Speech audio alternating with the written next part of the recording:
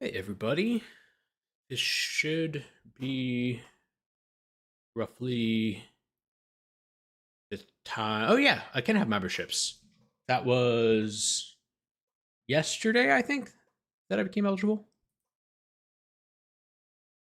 It's like a few days behind. I've had the hours for like a few days, but I'm actually getting close to 4,000 hours. Those are the thresholds. Miles 3,000 hours and 4,000. I think I'm at like 37 or 3,800 right now, and I was under 3,000 like 2 or 3 days ago. I had like I think I had like 300 view hours yesterday, which is a lot more than usual. And then I think the one before that was like 200 maybe. And then before that, the most ever was like 100.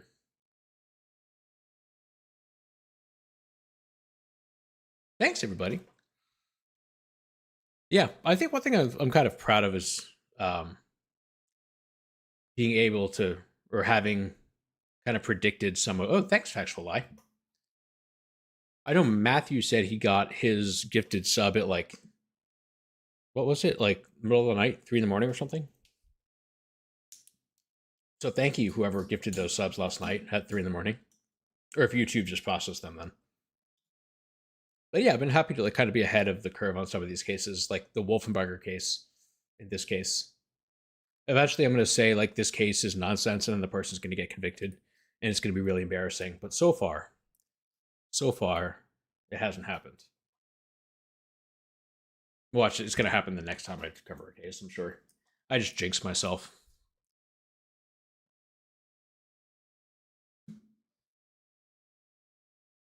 Also, I noticed this on Cat's stream today. I don't know if she mentioned it. She probably did. She's smarter than I am. They changed. This is the name of the guy, well, one of the guys who filed the motion to dismiss that got granted, Thomas Jurgens. And I didn't notice this until today, but they actually switched his name halfway through. It's Jurgens with an S. See here, it's Thomas Jurgens. And then if you do here's Jurgens, but then it switches. They just changed his name. Whoa, nope. They changed his name halfway through the indictment. Because of course they do. The process late. Oh, okay. That makes sense.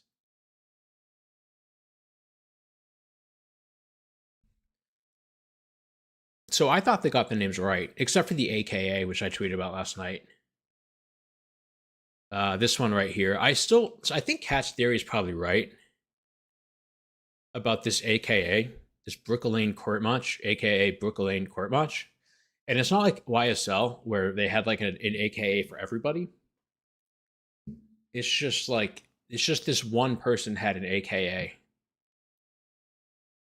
and it's just the same name, and I don't get it. Maybe it's a pronunciation thing. That's the only thing that would make sense. See here, like this is the YSL case. Like everybody has an AKA, so you gotta, like Durante BB, AKA B. That's just his name, just abbreviated.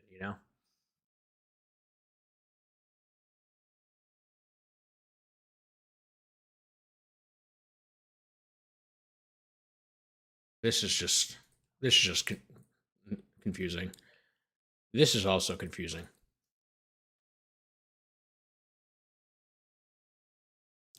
But here, there's only one AK. There are two AKs actually. There's one down here. But I don't. Oh, hey, forever or for always. Anyway, so I think I said first we're gonna do the motion that was granted. This one, hopefully you can see that, and then we'll just watch the stream. I don't know if anything was today's video like anything interesting or exciting, or was it just I think it was like constitutionality of the law passing, right? The what was it? The domestic terrorism law. I think that's right. Anyway, so this is like 15 pages. I don't know if it'll read the whole thing, but we'll see.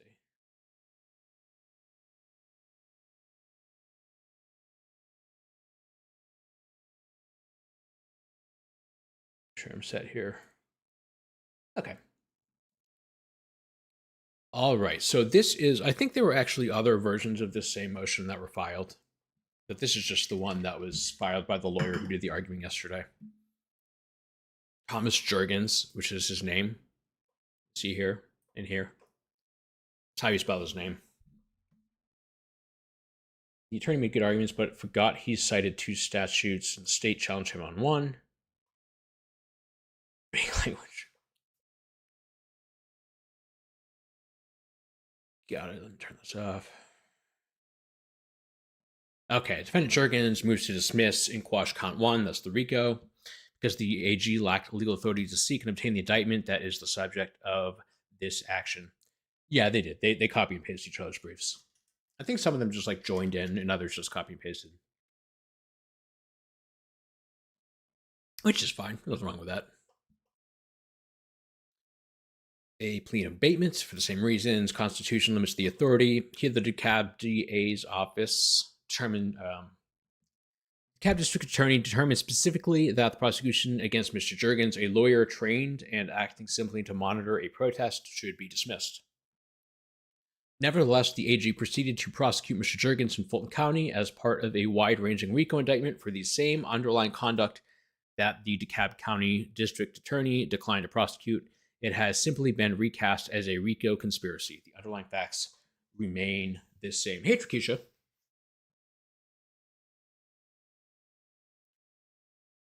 So, none of the grounds under which the Attorney General potentially is authorized to prosecute this action were pled as part of the indictment. As far as Mr. Jurgens can tell, none of the grounds under which the Attorney General is authorized to prosecute count 1 of this indictment exists. Accordingly, the court should dismiss and quash count 1 of this indictment and otherwise abate the prosecution of this action, which was void. I'm not going to say that because I say it wrong every time.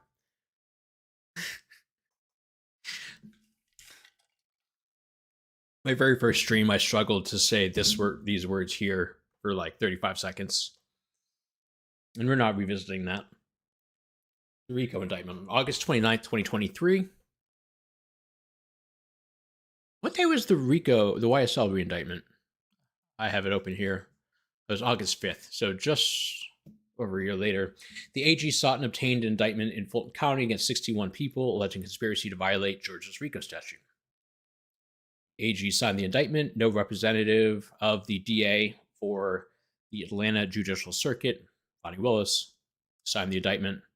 Or as far as concomitant. As far as Mr. Jurgens can tell, participated in the pre-indictment investigation of the case. So if, Bonnie Willis had been involved, maybe her jurisdiction could have been invoked for bringing the indictment, but it was just the state AG.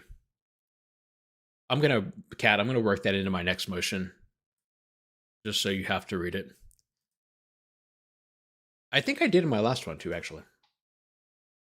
The AG and members of his Department of Law are solely responsible for this prosecution, so it has to stand on their own jurisdiction, their own authority.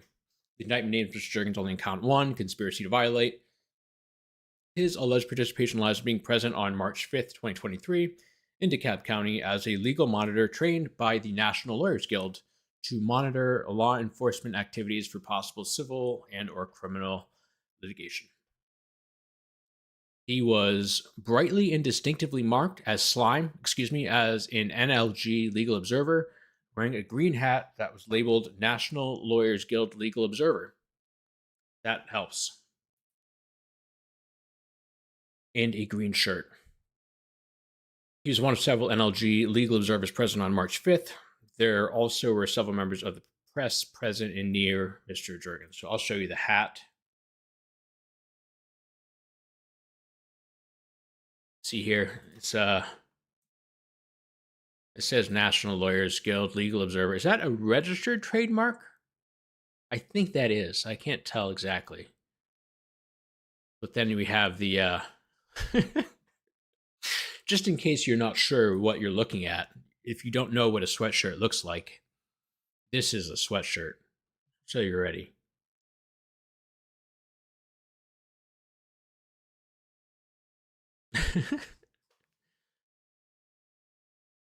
Yeah.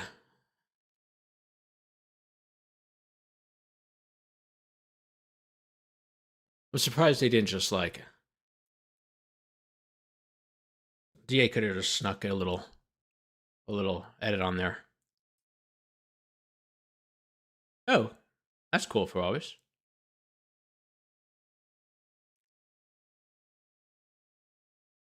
Where were we? Okay, here we go. Despite his distinctively marked attire, Jurgens was arrested in DeKalb County and charged in DeKalb County with violating the state's domestic terrorism statute. Jurgens was the only NLG legal observer arrested. This makes me feel like it's a rap name, like YNW or YSL or OTF. Not OTF. Or PF. Wait, isn't OTF one too? I don't know. As far as Mr. Jurgens can tell, no members of the press were arrested. Subsequently, Jurgens was advised by the DeKalb County District Attorney's Office that all charges against him would be dismissed. That did not actually occur, however. Instead, the DeKalb County DA's office withdrew as the prosecuting attorney in Mr. Journey's case. Mr. Jurgens' DeKalb County case. Mr. Jurgens has learned that one of the reasons for the withdrawal by the DeKalb County DA's office was that its previously communicated intention to dismiss all charges against Mr. Jurgens was overruled by the Attorney General. On April 13th, GBI Director Mike Register informed the Georgia Board of Public Safety that DeKalb County wanted to drop the charges on the attorney from the Southern Poverty Law Center, who was arrested, and the Attorney General said no. Director Register's statements were publicly reported in the news on June 21st, 2023, the first day of summer. Make it a little bigger. By the next day, Director Register had resigned. On June 23rd, DeKalb County DA Sherry Boston publicly withdrew from all cases related to protests related to the planned Atlanta Public Safety Training Center. She specifically cited her desire to drop the charges against Mr. Jurgens as one of a number of touch points that led to her office's withdrawal from these cases.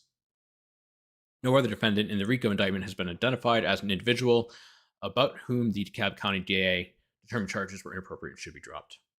Aaron said, Beth will attempt to have the DeKalb charge dismissed again. Yeah, probably. I would imagine. Oh, Aaron's. Over 2 months later in Fulton County, the AG sought and obtained the indictment that is the subject of this action. It includes allegations against Mr. Jurgens, all of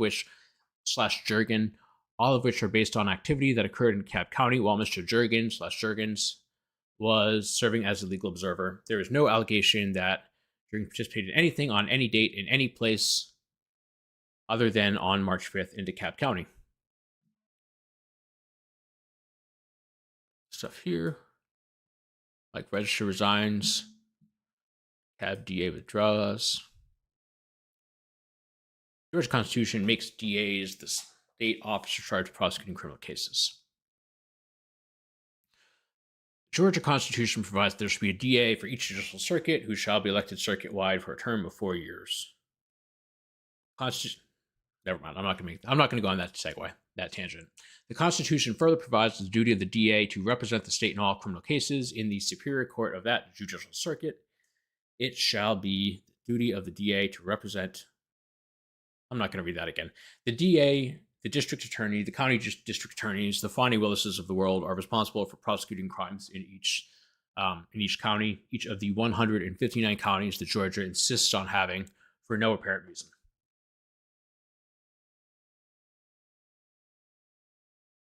The elected DA is not merely any prosecuting attorney. He is a constitutional officer, and there's only one such officer in each judicial district, of which there are many. Each DA's duty extends from the initial investigatory stages leading up to presentment of an indictment and continuing after an indictment is returned and the criminal case is pending. DA runs the show in most cases. A Georgia attorney is of counsel in all criminal cases or matters pending in his circuit. This includes the investigatory stages of matters preparatory to the seeking of an indictment as well as the pendency of the case. We're going to be looking at another King versus State probably tomorrow, or State versus King.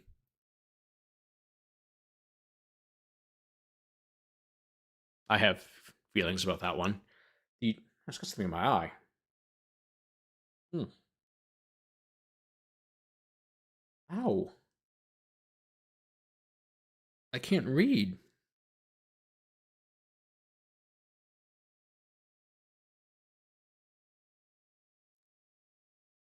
Ah.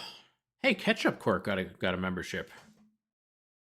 Paula, Cardi B, Wendy Rucker. Hmm. Wait, what did Karen say? Must remember to refresh. Oh yeah, I didn't know that was a problem. Okay, the Georgia Constitution limits the AG's powers in criminal cases. In contrast to the That's a good way to introduce it. In contrast to the broad constitutional authority bestowed upon district attorneys by the Georgia Constitution, the prosecutorial role of the AG is constitutionally limited. The AG shall act as the legal advisor of the executive department, shall represent the state in the Supreme Court in all capital felonies, and in all civil and criminal cases in any court when required by the governor, and shall perform other duties as shall be required by law. Georgia Constitution provides that the General Assembly, Congress, shall prescribe the powers and duties of the AG and the 5 other state elected executive officers, except as otherwise provided in the Constitution. Consistent with these provisions, the drafters retained the language from earlier constitutions on the AG's duties. Therefore, the Constitution sets the general powers and duties of the AG, but enables the legislature to assign other duties to that office through the laws it enacts. So the Attorney General has like baseline duties and powers, but Congress can give it other responsibilities. And thank you again, Kat.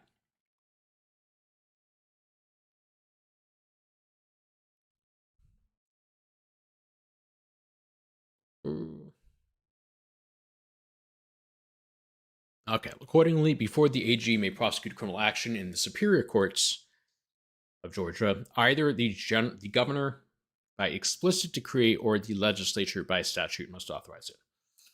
So that's a lot of words, but it's a fairly simple concept. The attorney general has to have authority to prosecute a case.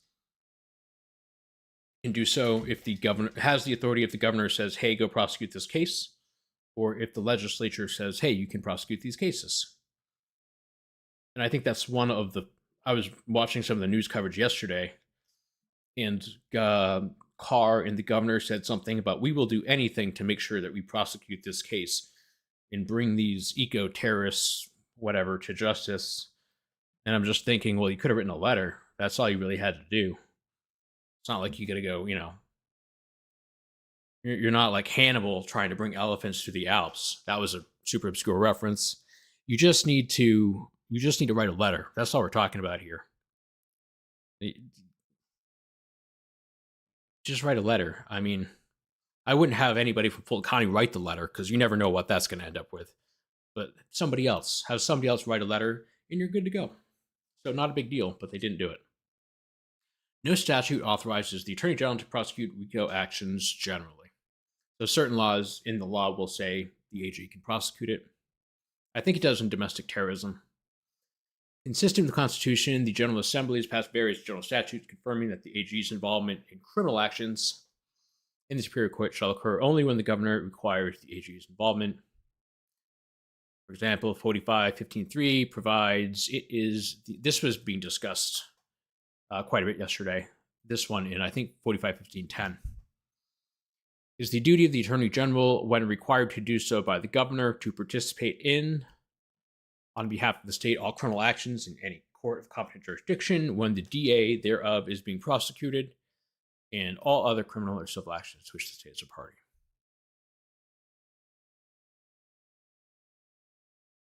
Specifically mandates the AG is authorized to prosecute criminal cases only when required to do so by the governor. In the hearing yesterday, the prosecutors did say that they were not required to do so by the governor. So that's not really under or subject to dispute. General Assembly has passed a statute allowing the presiding judge to seek the services of the Attorney General, but only if the governor authorizes intervention. This isn't going to be relevant. The General Assembly also has passed statutes that authorize the Attorney General to prosecute certain limited criminal matters without first obtaining permission. A matter of legislature authority, the Attorney General is authorized to prosecute in the criminal courts of this state any official person, firm, or corporation which violates any criminal statute while dealing with, this is what it all came down to, with or for the state or any official employee, blah, blah, blah. So this is what it really came down to yesterday. And the state, the AG or deputy AG, assistant AG, whatever his title is, was trying to interpret this as just dealing with. And he was saying, you can deal with colloquially, that's my word. It means, like somebody's giving you trouble, so you go deal with them. You deal with the situation. It doesn't mean like, a deal, like a business deal. And so he was saying dealing with just simply means, what you mean when you say, I'm going to go deal with something. Judge, and I think the judge came up with this first, and then the defense kind of latched onto it, was saying the or for means kind of changes it, because you don't say, I'm going to go deal for something.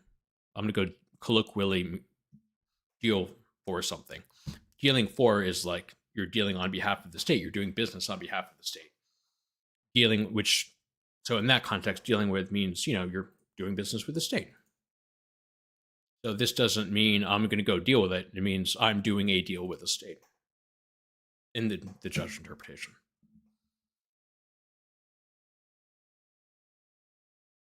That is what this is going to say. Although 45-1510 is limited to interaction with state entities, the General Assembly has the time to provide the AG concurrent jurisdiction with the district attorneys to prosecute criminal violations of specific crimes.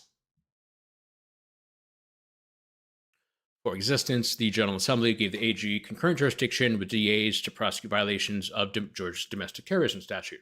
That's why count two didn't get tossed, because the Attorney General does specifically have jurisdiction to prosecute that crime.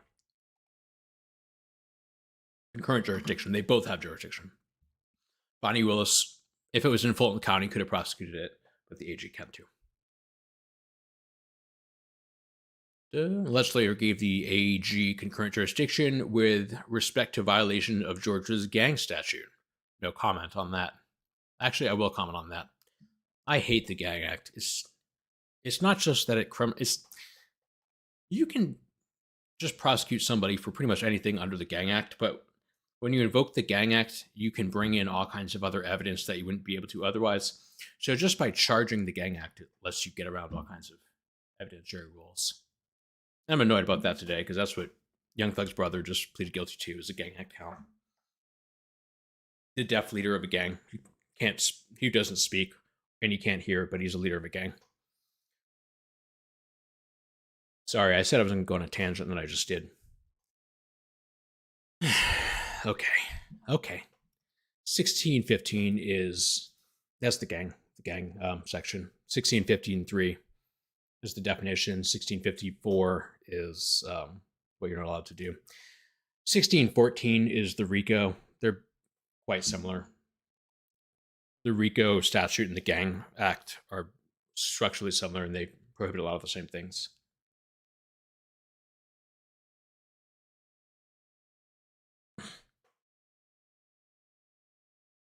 Okay, never mind. So certain crimes, like the domestic terrorism law, domestic terrorism crime can be prosecuted by the AG. General Assembly has not done, however, is grant the AG concurrent jurisdiction to prosecute RICO actions. In the RICO statute, the AG is mentioned in only 3 sections, none of which authorizes the AG to prosecute RICO cases. The AG first appears in the definition section, that's 1614.3. Paragraph 2 states, criminal proceeding means any criminal proceeding commenced by the Department of Law. That's the Attorney General's office. Oh, thank you, Brooklyn. I didn't see that. Thanks for pointing that out factually. I'm still new to this, so if I miss anything, I know I missed some yesterday. I didn't know what a super chat looked like, so I missed some of those. So my bad about that. But thank you in advance if I miss it. That section does not grant the Attorney General concurrent jurisdiction to prosecute criminal cases. It simply provides a definition for criminal proceeding that includes both the AG and district attorney, depending on who brings the action, in which could include the AG when he has been otherwise authorized by the governor. That just means they're talking about criminal proceedings in general and what a criminal proceeding is. And like, yeah, if the AG brings a case, then that is the criminal proceeding. But it doesn't mean that the AG can bring a case under the RICO statute. As shown above, the General Assembly knows how to authorize the Attorney General to prosecute cases without first obtaining governor permission when it wants to grant that power. So that kind of takes the ambiguity out of it. Since Congress does know how to grant authority, you can't, infer authority if it's not explicitly granted. Because if Congress wanted to give you authority, it would say this. And if it doesn't say this, then they didn't grant the authority. Prosecuting attorneys, this is another example.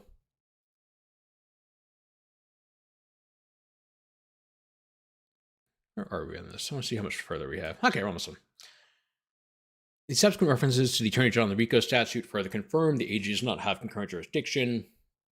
I think this is the civil RICO. 1614.7 provides the Attorney General, shall be specifically authorized to commence any civil forfeiture proceedings under this chapter in matters arising under Code Section 45.15.10. That's the one we looked at earlier, dealing with or for the state.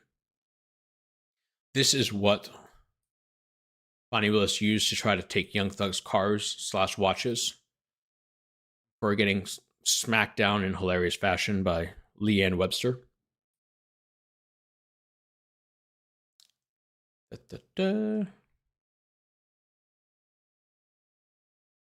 So again, they're just explaining how the other references to the Attorney General and the RICO statute does not authorize. This is a Ninth Circuit case originally before it went to the Supreme Court. Hey, I quoted this in my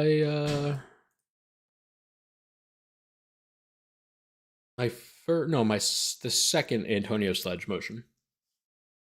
Not this case, but that same canon of construction. Where is the watch? Who knows? This just means that if you say A and C are authorized to do this, that means that B is not authorized to do this. And so because some laws say the Attorney General because the Attorney General is specifically authorized to do civil forfeiture actions, and they're not specifically authorized to do criminal actions, that means they're not authorized to do criminal actions. Because one is included, the rest are excluded. The final mention of the AG in the RICO statute states the AG shall be authorized to enter into reciprocal agreements with the Attorney General or Chief Prosecuting Attorney of any jurisdiction having a law substantially similar to this chapter so as to further the purposes of this chapter. I think that means other states, primarily. As for the other provisions in this statute, this language does not convey concurrent jurisdiction. The governor has not authorized the AG to prosecute this RICO action. That's not disputed, so I'm not going to get into that. There's no dispute that the governor did specifically authorize it. And the AG yesterday conceded that point. He didn't even argue it.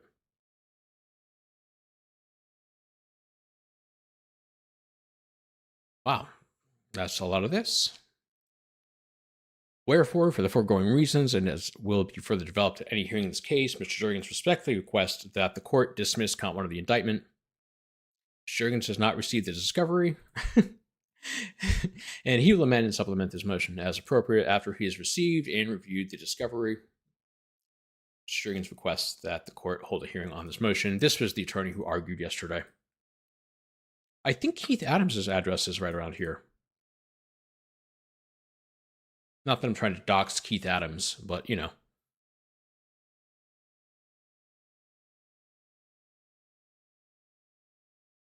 His attorneys were there yesterday.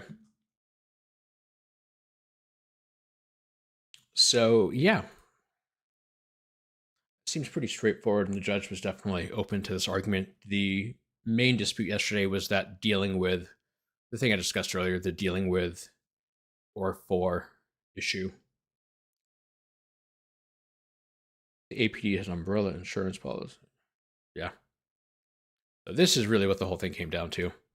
And really, it was just the or for. That was what everything turned on. Whole mountain of RICO wormholes in Georgia.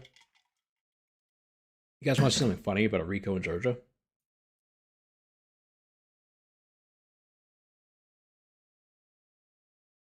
I haven't talked about the YFN RICO because, like,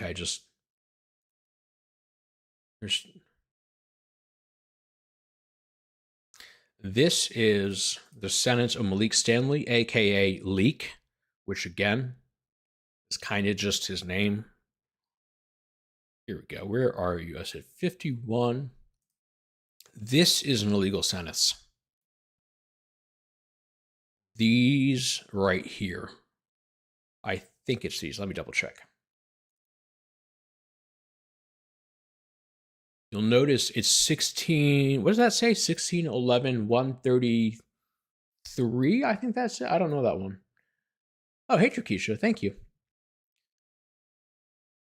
Let me pull up the reindictment. It was counts 51 and 53. Down here somewhere. Here we go. I think it's 51 and 53. 15th of September. Yeah. So this is 16, 11, 131, 133, and 106. Hey, Kels. You can't charge all three of these. You can do 133, or you can do 131 and 106. You can't do all three. But what they did here is they convicted him and sentenced him on all three of these.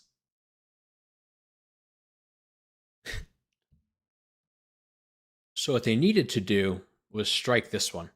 You see, they did that in some of the other. See, they struck this one. They got rid of 133,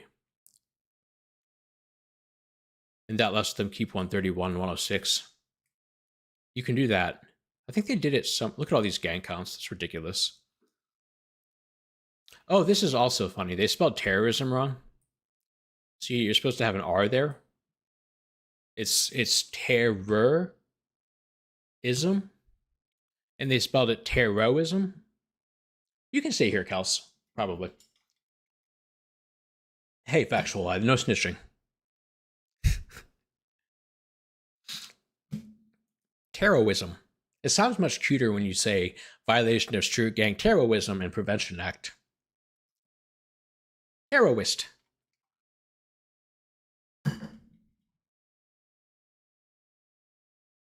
I think they got it right at the end. I think they spelled it right a couple times at the very end of the. No, they didn't. Never mind.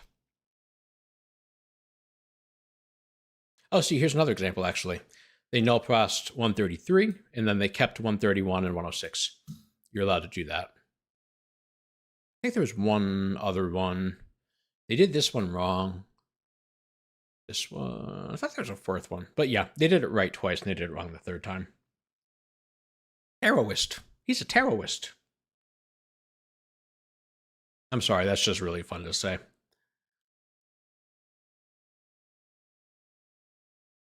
There's another defendant in this case that Suzanne Tev is working on his case by the name of DeMonte Thomas.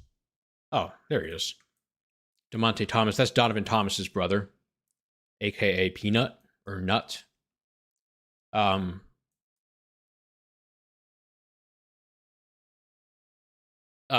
There's a whole thing, but basically, DeMonte Thomas was running from gunfire of the cops were shooting at his car, and he ran away. And then they charged him with, I believe, obstruction because he was running away from the hail of gunfire. No. Which one is it? Might be one of the gang act counts. I can't remember, but that is the basic. That's the gist of it. I think it might have been an escalation of the sentence. I haven't looked at the paperwork in depth. I just heard it secondhand. But yeah, she eventually got the state to agree to a resentencing, and then the judge said no, even though everyone agreed. So anyway, that's my complete RICO tangent. I don't remember how I got here. I don't know why I have the YSL indictment open. I don't know why this is so funny to me, but it is.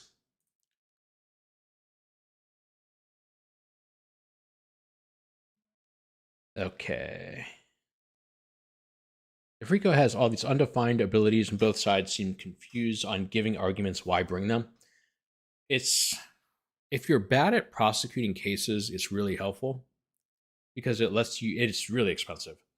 It lets you bring in. Lets you bring in a lot of evidence you wouldn't otherwise be able to bring in. For example, in the YSL case, there was a lot of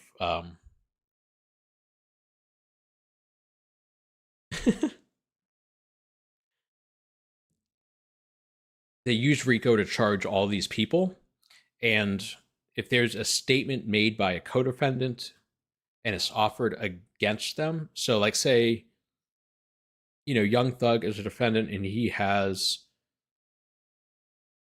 somebody that testified. Winnie Lee testifies.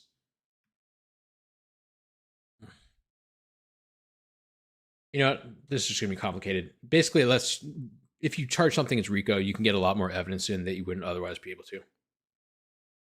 You can get around a lot of the hearsay rules, and so you can get a lot of less reliable evidence in.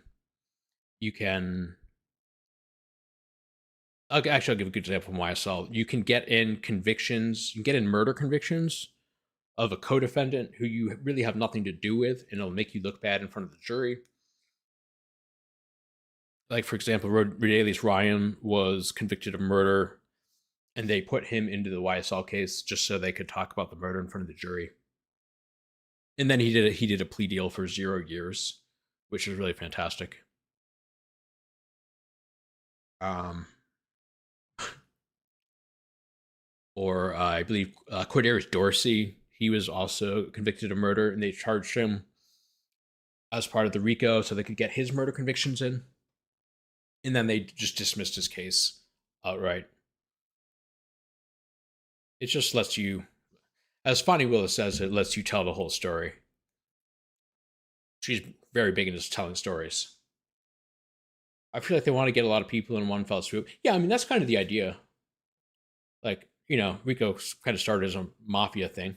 So you can get, the Al Capones without resorting. Oh, thanks, Kat. Man.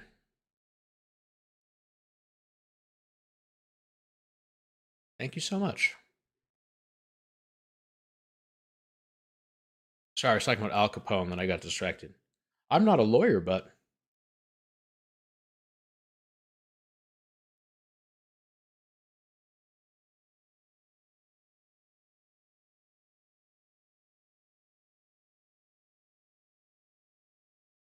Cat's making it around. Cash Money Cass.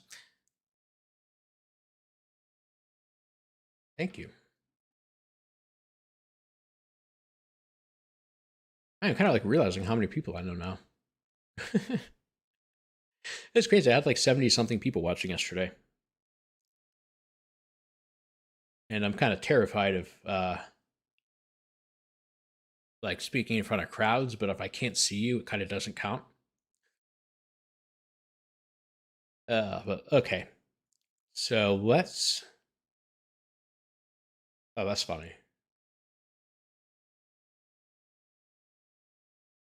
Is Stein just never going to get a gift? That's kind of funny. Okay, so now that we've looked through the motion, I feel like that wasn't actually that helpful. I kind of just read it and repeated what was said by the lawyers, but better yesterday. So let's just go to today's hearing, and then I'm going to do a kind of a dramatic reading of this indictment because I want to, and I think it's funny.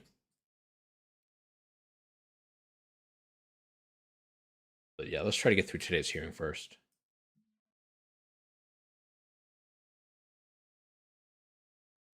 Let me see if I know how to do this. Yes. Hey, Shop. I want to say like I am Groot, like I am Shoot. All right. Here we go. Let's see if this works.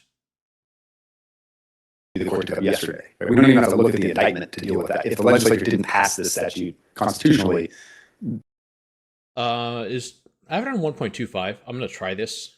I think it'll work, but if not, let me know. You can order Syrian food for dinner and join the conspiracy. Yes. What is Aleppo? it's void. It's if they just follow the rules in the past. There's no law. That issue, and I'll admit, we should have filed that as a demurred account two.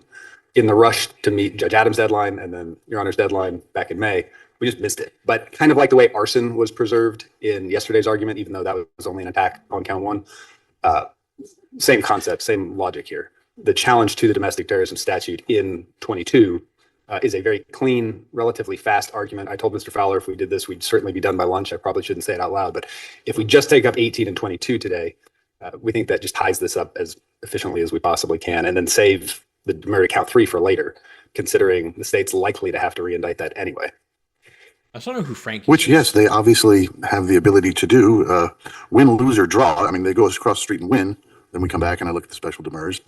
I either find those special demurs, I either grant them. If I don't, then they're good to go. If I do grant them, they get to go get a letter from the governor, get authorization from the governor, walk back into a grand jury and do the whole thing again.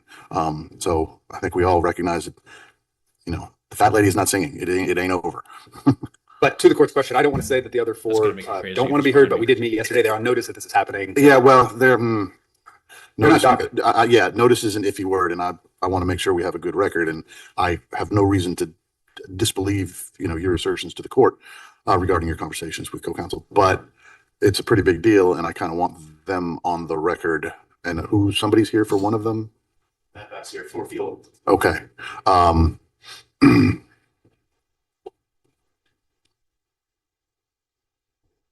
You could say there were some attorneys that may not assume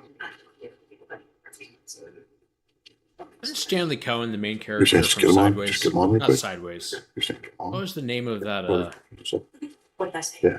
Polls. Because of the person who names on Zoom in the Zoom. The school was vertical, And so not sideways. possibly they could be those attorneys. I don't see anybody in there. Oh, you mean waiting to get in? They were in that waiting. That makes sense, Kat.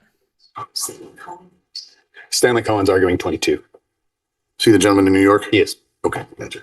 Oh, gosh. Yeah. Okay. I want to get stuff on the record, and as I said, I don't have any reason to doubt your assertions. But it's kind of hard for them to waive their presence while they're not here.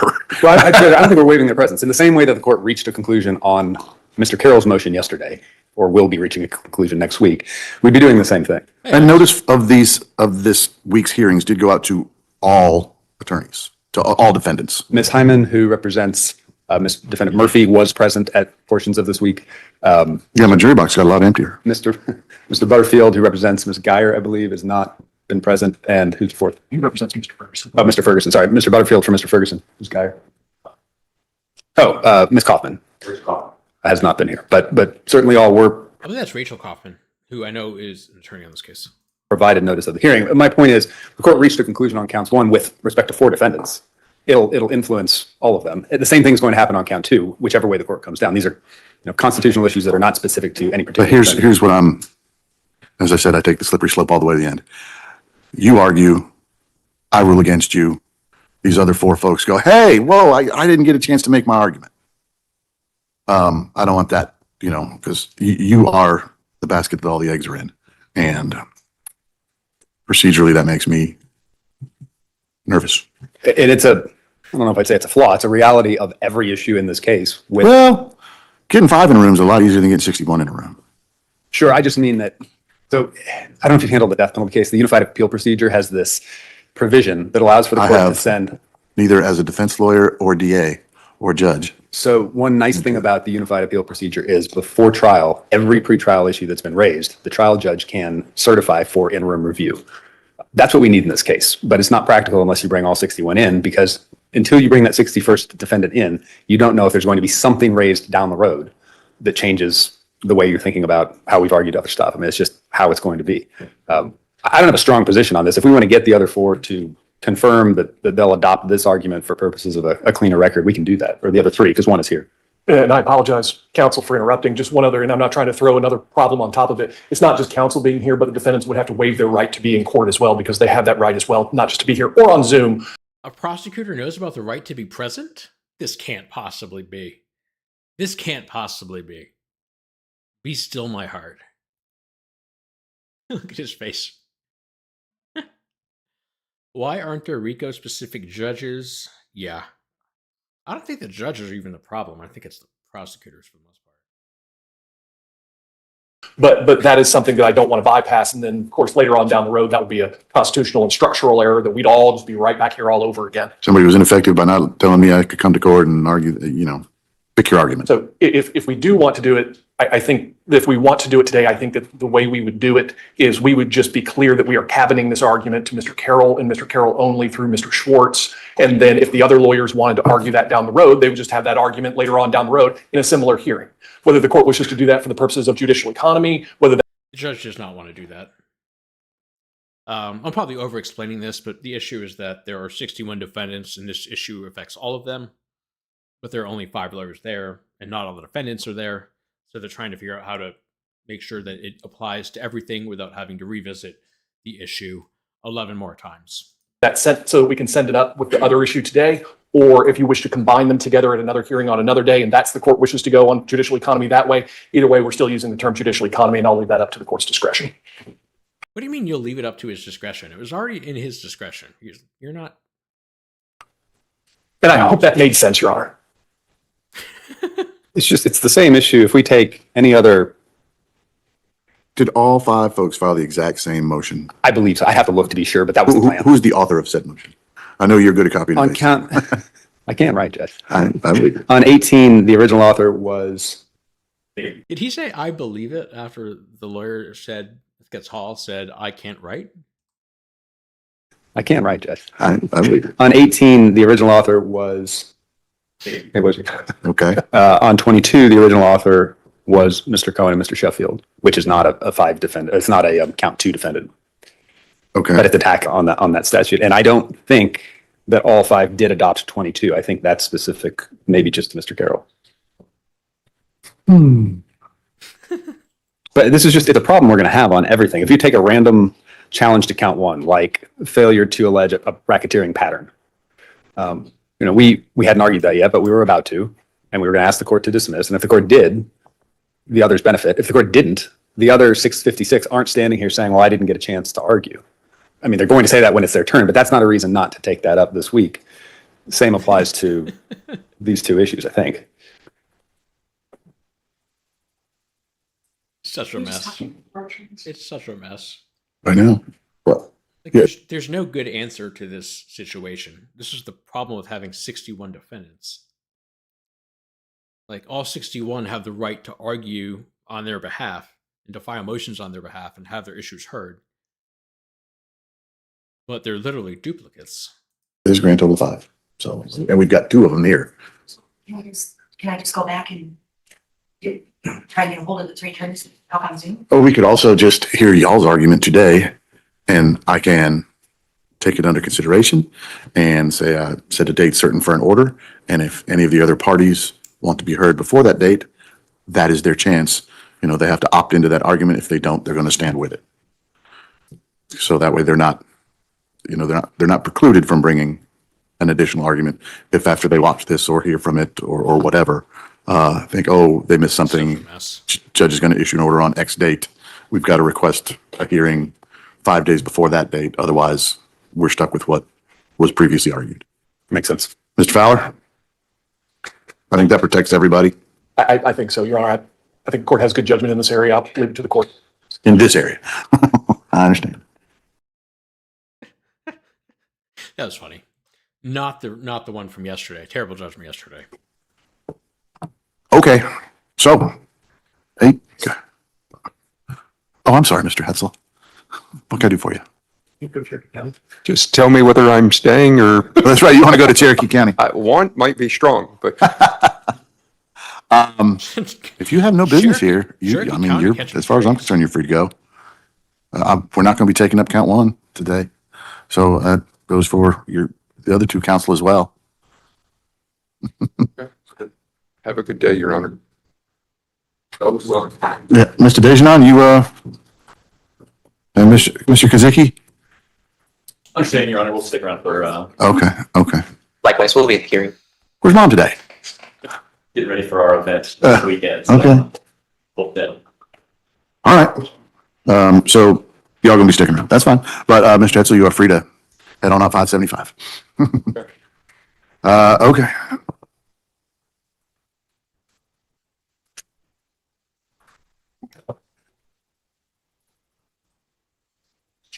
We would propose starting then, Judge, with 22 with Mr. Cohen by Zoom.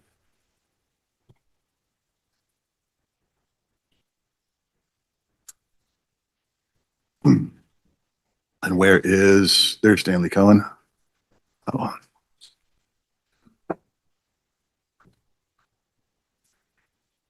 Mr. Cohen.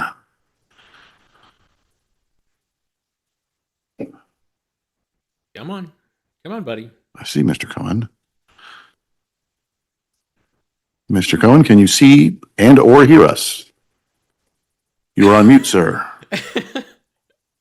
I love this man already. Are we good now? We are good. Wonderful. Guy's got Einstein vibes. All right. Mr. Cohen, you're here to argue on behalf of, looks like, Hey, Corky. arguing on behalf of Mr. Carroll with regard to precluding the use of domestic terrorism as an overt act. That is correct, Your Honor. And I want to thank you for the opportunity to participate in this argument. Well, I don't, to the extent I can take credit for that, sure.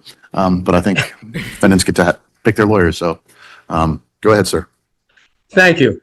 Judge, I had originally planned to preface my discussion or my entrance with a discussion about the issue of overbreadth and vagueness.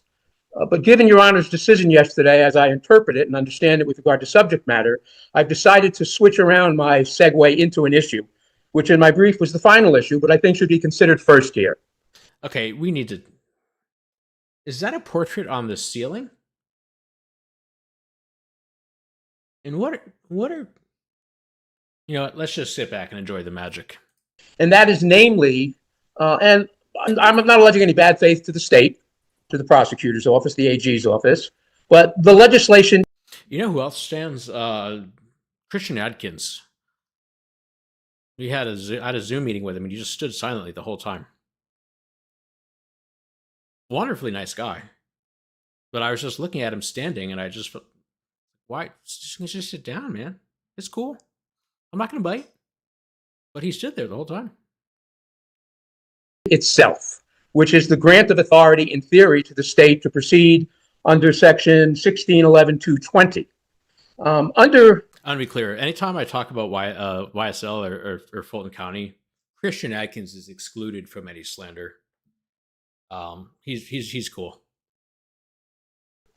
It's very clear that under the Georgia State Constitution, and pardon me for moving over, it's very clear under Article 3, Section 5, Section 12, the procedure which is set in place for enacting a statute, respectfully, I think, was not adhered to by the legislature. Here, the Senate passed the bill. The House argued it was too broad because it could be used against protesters. Lo and behold, they were visionaries. The Senate adds some intent that it shouldn't be used to prosecute free speech I love this or man assembly, already. and it passes a new version. The House reconsiders the bill. It makes It's just like, this reminds me of YSL in the sense that there's just such a talent gap between the two sides in terms of understanding of the RICO statute and really just the law in general, and the ability to present and to argue effectively. And yes, I completely agree, Aaron. He is very academic changes, it fails. in a good way. Now, under the Constitution, once the bill is reconsidered and fails, that's it. They've had the one shot, it failed. But the Senate goes back and makes some slight changes, comma, colon, semi-period, upper font, lower font. It's not a new bill. Goes back to the Senate, House, they both pass, the governor signs the bill. Now, under the Constitution, the final of 1611-20 is the same bill, the same structure, the same intent, the same language. It was rescinded more than once and then went on to pass. Now, there's a get around here with regard to the statute. And the get around is if you get 2/3 vote in support of reconsideration, it's permissible. Well, that didn't happen here. They only got 55% on the reconsideration, so it failed. So even under the constitutional procedure that says a certain statute must go a certain way in order to become law, it is violated in this particular case, leading to the passage. I just looked at the chat and wondered if I was live. This is literally my life. How could it not be live? I'm profoundly stupid. In the application, again, without any bad reference to the law enforcement or to the state, of a law that's not a law. It's a suggestion that didn't make it. Now, what do we know at the end of the day? In reviewing the indictment, and I'm not going to dig into the indictment, but just there's something important about it for purposes of my argument. When you take a look at the 100 pages of introduction or whatever it is, 220 overt acts, you see words like promote, spread, recruit, narrate, word of mouth, take action, criticize law enforcement, criticize government, discuss, contact, delegitimize, abuse. And then when you come to the statute, and it's basically parallel. The statute talks about disable, critical, infrastructure, intended, intimidate, alter, coercion, affect, government, and conduct. But there's no definition. At its core, this is a statute which is directed specifically at speech, association, assembly, beliefs, philosophy, and without any definition, without any clarity. Now, I've spent a good chunk of my life working around issues of criminal prosecutions that implicate constitutional work. This is the first, I did handle a case in Georgia many years ago. I was a consultant, but this is the first time I had a chance to do a deep dive, to take a look at the Georgia State Constitution. It's a great document. It has a rich tradition in history going back to 1861, which is even broader as is permitted and allowed under the First Amendment. And there have been repeated opportunities and examples where the legislature and the courts have reinforced the need that when it comes to demonstrations and speech and association and assembly, there has to be specificity. And it's missing here. Article 1, Section 1, Paragraph 5, as cited by Justice Bowles 50 years ago when he chaired the State Committee on Constitutional Revision, and speaking of the standard of review, wrote, "No law shall be passed to curtail or refrain freedom of speech or of the press. Every person may speak, write, and publish sentiments, but shall be responsible for abuse of that liberty. Nevertheless, there is no saving or redeeming feature. If we make a mistake that's too restrictive, it goes down if it violates the federal Constitution." Well, and periodically this has been revisited. As recently as 2022 with the Forum Act that was passed by the state legislature and constitutionally upheld. It was an act that by design was intended to expand speech protection to all at universities. In citing Ward v. Rock against racism, a Supreme Court case, the governor signed a bill that said freedom of expression, one of the greatest nation's fundamental liberties. The Georgia House Bill, Section 20.348, when considering speech, assembly, and association, we must apply the broadest reach of protection. The Georgia Bill of Rights, Code Section 911-11.1a, the rights to petition and freedom of speech must be construed broadly. I'm sorry, her face. Substantial Georgia case law supports it. State v. Miller adds certain tests, which I respectfully submit are failed here. Are you criminalizing expressive conduct and speech? Does it reach within a substantial amount of constitutionally protected speech? Does it stifle expressive or protected conduct? Is it narrowly tailored? Cunningham v. State. Does it undercut broad protection for the freedom of expression? Then comes the domestic terrorism statute 16-11-220. Again, I don't mean to be verbose, but it talks about disable, critical, infrastructure, intended, intimidate, alter, coerce, affect, government misconduct. It is not narrowly drawn. It is not precise. It is insufficient on its face to give notice to Georgia citizens as to what they can do, or their visitors in the state as to what they can do or cannot do.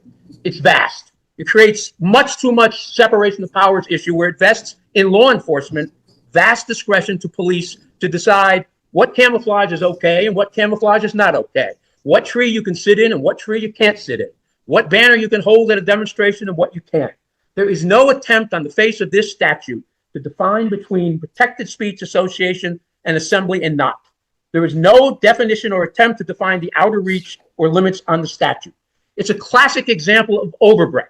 And in looking to the First Amendment, as interpreted by federal courts, including this circuit, U.S. v. Stevens, Sabri v. U.S., and NAACP v. Buttons talks about to preserve First Amendment breathing space, the government may only regulate an area solely with narrow reach, with specificity, and with clear definition.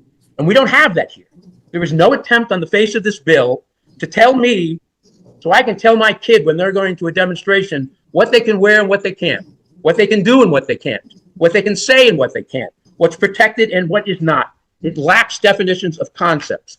And it raises the separation of powers issue, because you've got the legislature basically saying to law enforcement and to prosecutors, you decide what you want to do. You're the ultimate arbiter.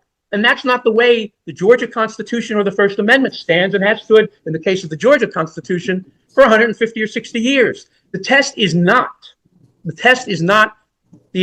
subjective interpretation of the observer or the listener, but the test is the observer intent of the speaker.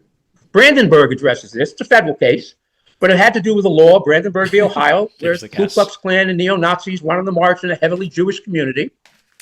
That's kind of the seminal freedom of association case, freedom of protest, Brandenburg. And though some people believe Brandenburg ultimately speaks to as applied, it didn't. It strikes down a statute because it basically says, look, the statute's not narrowly tailored. It doesn't deal with the issue of prescribing what is okay intent and what is not okay intent. It doesn't deal with the issue of what is imminent and what is not imminent. There is no specific notice to the person to give them an idea of what is permissible, and that is the friction, the tension, the problem of the constitutional clash when it comes to statutes such as this. 1611-220 fails that test. Under 1611-220, if the state has a nuclear plant, let's say, and an economic interest in a nuclear plant, and if a group of nuns, 6 of them decide they don't like the idea because it's affecting adversely the environment, they go sit down in front of the door, and it causes an economic hardship for the day, no matter what their intent, no matter what their purpose, no matter what their attribution, they can be arrested under this statute and charged with domestic terrorism. It was Cat. At day's end, 1611-220 fails the test of overbreadth, as it makes no attempt to distinguish with precision and clarity between protected and non-protected activity, good speech and bad speech. I don't know what coercion means. I don't know what intimidation means. I don't know what friction means. I don't know what coercive means. I'm a lawyer. That was me in elementary school vocabulary tests. 40 years. I don't know what a 22-year-old demonstrator is going to think. Now, when you slide into the issue of vagueness, and before I do that, I just want to, for a second, point on the heels of Brandenburg. There is a parallel case that developed 15 years ago. It's called the Humanitarian Law Project. And it deals also with the issue of notice. And it deals with a federal terrorism law.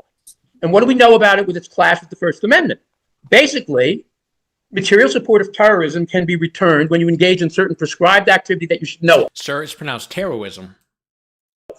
If you're searching for what is terrorism, what is a terrorist organization, as Humanitarian points out, you can go to the Attorney General's website, you can go to the Treasury Department's website, you can go to the State Department's website, and you can see what an FTO is, what an FTO individual is, what an FTO state is. You have notice. You also have notice of what kind of activity crosses the line. You don't have any such notice here. Now, under the Georgia Constitution, Article 1, Section 1, Paragraph 1 states very clearly, and this goes to the vagueness argument, no person shall be deprived of life, liberty, or property by due process of law. This clause also dates back to 1861. It protects fundamental rights and requires that the government afford individuals adequate legal notice and process. And in fact, it's even broader and more solicitous of those rights than the Fifth Amendment, because it goes on to talk about economic interests and reputation and issues such as that. It requires the kind of notice that's actually and clearly missing here. And yes, there is some convergence between the overbreadth concept and the vagueness concept, but by design. One deals with going out and speaking, perhaps, and the other, as here, deals with what happens when police don't like what you have to say.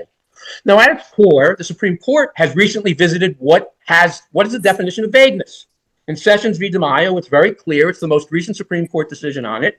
That's the most lawyer thing ever. There was a case about whether the definition of vague was vague. That's lawyers have become parodies of themselves. And it says, before taking away someone's liberty, there has to be sufficient notice in advance as to what can trigger that. Here, 1611-220 fails. It's lacking in fair notice. It invites arbitrary enforcement by law enforcement, which permits them to decide, again, between good camouflage and bad. It violates Johnson v. U.S., another Supreme Court decision. The question ultimately for domestic terrorism statute 1611-220 in terms of vagueness, does it provide adequate notice to the citizens as to what they can do or cannot do? Most important, does it provide plain, ordinary meaning for citizens as to where they cross the line? You know, it's in fact the fatal flaw here. The criminalization is based entirely upon the subjective reaction of the audience and not the objective intent of the speaker. Under the statute, conduct may annoy some, but not others. And to get around the vagueness issue, 75 years ago, U.S. v. Reagan, 314 U.S. 513 specifically said, the way you get around it is simple. You define mens rea. You give an actor an idea, a notice of what they can or cannot do, not with absolute certainty, but with enough guidance that you know what can be done and not. I'm going to sit down, Judge, but I think ultimately the most telling issue of the problem with overbreadth and vagueness here. This guy is so excited. Who was it? I think Cass said that I've never been this excited about anything in my life. I completely agree. Is the so-called savings clause by the legislature. Georgia statute 16-11-224. I call it the too little, too late clause. I've looked ad nauseum at other statutes in Georgia and federal law and then other statutes across the country. I've yet to see a legislature gratuitously add the language onto a statute that it did here. Namely, the legislature says, we respect the First Amendment. We don't wish to trample on First Amendment rights. We are well-intentioned. Basically, we want this to work well. Well, that's great. The too little, too late clause. It's wonderful that the legislature's intent was to pass a statute that would be consistent with the Georgia Constitution and the U.S. Constitution. It's wonderful that they want to respect the First Amendment. Judge, this reminds me, over the course of 40 years, I've represented thousands of defendants, and how many times when someone's been convicted or pleaded guilty, when the judge says to the defendant, what would you like to say? And the defendant gets up and says, well, I didn't mean to violate the statute. I didn't intend to violate the statute. I love that. I didn't want to do wrong. And the judge says, thank you, and then imposes the sentence. The statutory language, it's not our intent to violate the First Amendment or the Georgia Constitution or to impede anyone's rights of speech, association, and assembly. Relatively good, with due respect, Judge, it means nothing. The court is bound to take a look at the face of the statute. The court is bound under the Georgia Constitution to determine whether there is sufficient notice, whether it tramples upon the rights of assembly, speech, and association, whether it provides too much discretion to the police department and to prosecutors to go after individuals who have no notice that what they plan on doing may or may not be constitutional. And finally, to the degree that the state argues that it's an as-applied standard, it's irrelevant, given the procedural problem and how this bill was passed. Under all these terms and conditions, I respectfully submit, Judge, that Georgia statute 1611-224 is unconstitutional because it's overly broad, it's unconstitutional because it's vague, and it's unconstitutional because it's not a real law. Thank you.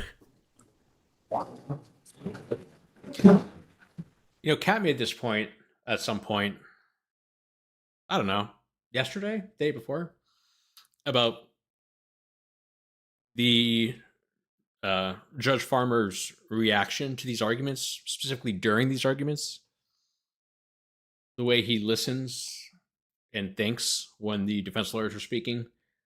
And yeah, I like that too, Aaron. And the degree to which he interrupts and poses questions while the prosecution is talking. Mr. Cohen? Yes, sir. Okay, I was like, I hope he didn't take a powder. No, So you've got the vague notice, et cetera, and you're also saying it's not a law to start with because that's correct, Your Honor. procedurally, proper procedure was not followed in the legislature. That's correct, Your Honor. Under the Constitution. Because they had a bite at it, it didn't pass, and they violated, hold on, think that's Westlaw. Can't see. I think it Is is. it Though. Article 3? It is, yes, Article 3. Section 5, paragraph 12. That's correct, Your Honor. So you're saying it was rejected. All right, I got to pull that up real quick because I have no idea what that means. Georgia with a 0 because I typed it wrong. Constitution of the State of Georgia. You know what's on the cover of the Constitution of the State of Georgia document? A little blast from the past for us.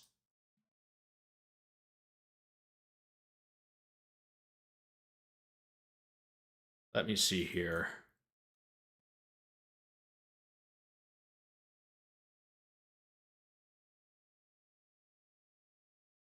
Whoa, that's not it. I wasn't looking at that.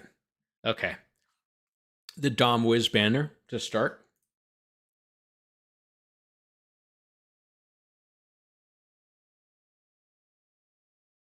Let me see. Article 3. What was that? 2? Section 3. Article 2. Article 3. 5. 12. Oh, it's bigger. Section 5, paragraph 12. 12e. Oh, wait, it's Romans. Never mind. There it is. Rejected bills. No bill or resolution intended to have the effect of law which shall have been rejected shall again be proposed during the same regular or special session under the same or any other title without the consent of 2/3 of the House by which the same was rejected. How did this guy find this? How did he think of this? Like, I'm a nerd, but this is next level. And then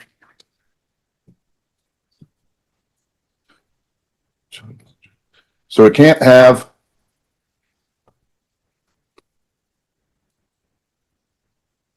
so to go back and have a bite at the another bite of the apple in the same session, they would have to get a 2/3 vote. That's correct, Your Honor. And They didn't get it here. okay, 55%. and you'll have to forgive me, I don't have the voting record of the legislature in evidence here. So I will provide that, Judge. much as the defense attorneys were complaining about proffers by the state yesterday and the day before, what evidence do I have of that? My apologies, Judge. I thought that was in. I do not have my original. I thought it was in the original footnote that referred to the procedure. With leave of the court, I will submit it to the court as soon as possible. If no later than tomorrow, I will pull it out if for some reason it wasn't in the original brief. I mean, unlike the people's argument, yet the state's argument yesterday about certain facts, this is a statutory vote. I apologize if we fail to submit it, and I will get it to Your Honor. Okay. Okay, go ahead, Mr. Fowler. Thank you, Judge, and good morning again. That was- If I can, I'd actually like to work the other way the council did. And I don't know, I don't feel like I'm kind of coming, so I need to speak up a little bit maybe so Mr. Forte can hear me. He'll tell you if he can't hear you. That's fair. But if I could go kind of the opposite direction, of start with overbroad, then go to vagueness, and then I'll go through the legislative history as indicated on Lexis. I will tell the court that the statute was originally passed in 2017. There is one amendment that occurs after that, and there is a more recent amendment just this past year to the statute. I'm going to go through all of those and the bill tracking history of the bill for each one of them for the court this morning. Basically, the last one, they just shifted language from one section to another. They did, but I just want to go ahead and go through that as well for the court, just for the purposes of the record. But if I could start with the overbroad challenge, Your Honor, the standard for for an overbroad challenge comes most recently from Williams versus Powell from the Georgia Supreme Court at 320 Georgia 221. Williams says that a statute is clear about what it prohibits. A statute that is clear about what it prohibits can nevertheless be unconstitutionally overbroad if it stifles expression or conduct that is otherwise protected by the Constitution. The doctrine of overbreadth is particularly applicable where a statute infringes upon behavior protected by the First Amendment. Conduct that has some communicative element may be regulated by the government only if the government furthers a substantial government interest that is unrelated to the suppression of free expression and the incidental restriction on First Amendment freedom is no greater than necessary to further the government interest. Furthermore, where the expressive conduct is regulated, a statute is unconstitutionally overbroad only if the overbreadth is real and substantial, judged in relation to the statute's plainly legitimate sweep, and validation for overbreadth is strong medicine that is not to be casually employed. And that is the most recent standard from the Georgia Supreme Court. There's a case that came out of the Supreme Court in 2006 called State versus Fielden. It's Fielden. It's 280 Georgia 444. And it sort of says what Williams says: a statute that is clear about what it prohibits can nevertheless be unconstitutionally overbroad if it stifles expression or conduct that is otherwise protected. But the thing about Fielden that I'd like to point out is that the Georgia Supreme Court kind of goes out of its way in Fielden, and it takes a Georgia statute and it says that this is unconstitutional under the First Amendment. And then it takes a Tennessee statute that is similar to it, and it says this is a similar statute, but the Tennessee statute is good under the Constitution, and it breaks down why the Georgia statute was unconstitutional and why the Tennessee statute is constitutional under their analysis. And it's a pretty good analysis of breaking down where that line is. And so under the Georgia statute, which again was unconstitutional, and these are the sort of statutes, just to kind of let the court know what it is, these are the kind of statutes that are disrupting a public meeting statute, those sorts of things where you can't run into a county commission meeting and disrupt the county commission meeting. But there are some First Amendment protections there, of course, because that can be considered political speech. So the example under the Georgia in contrast to the Georgia statute, the Tennessee statute, which is constitutional, says that the accused requires that the accused commit an offense with the intent to prevent or disrupt the lawful meeting. It required that the obstruction or interference for the lawful meeting be substantial, and clarifies that the types of acts involve physical action or a verbal utterance. In the case of Fielden, I believe that the folks that went into the meeting, whatever it was, maybe it was a county commission meeting or something like that, went in and stood silent.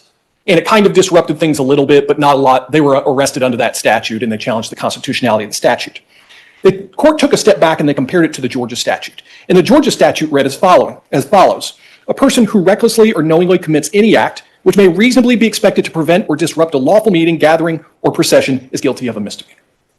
That's all that the Georgia statute says. And the problem with that statute was this: it didn't require proof of a person's intent to disrupt or prevent a lawful meeting as an element of the offense, nor does it require that the committed act substantially impair ordinary conduct of the meeting. And the reason why that was problematic was because, why it was problematic was because there was no purpose for the statute that was specific to prevent a disruption of the lawful meeting in and of itself. Instead, what happened was it said you can't do all of this First Amendment prohibited activity in any lawful meeting. So it could be two people sitting down at Starbucks.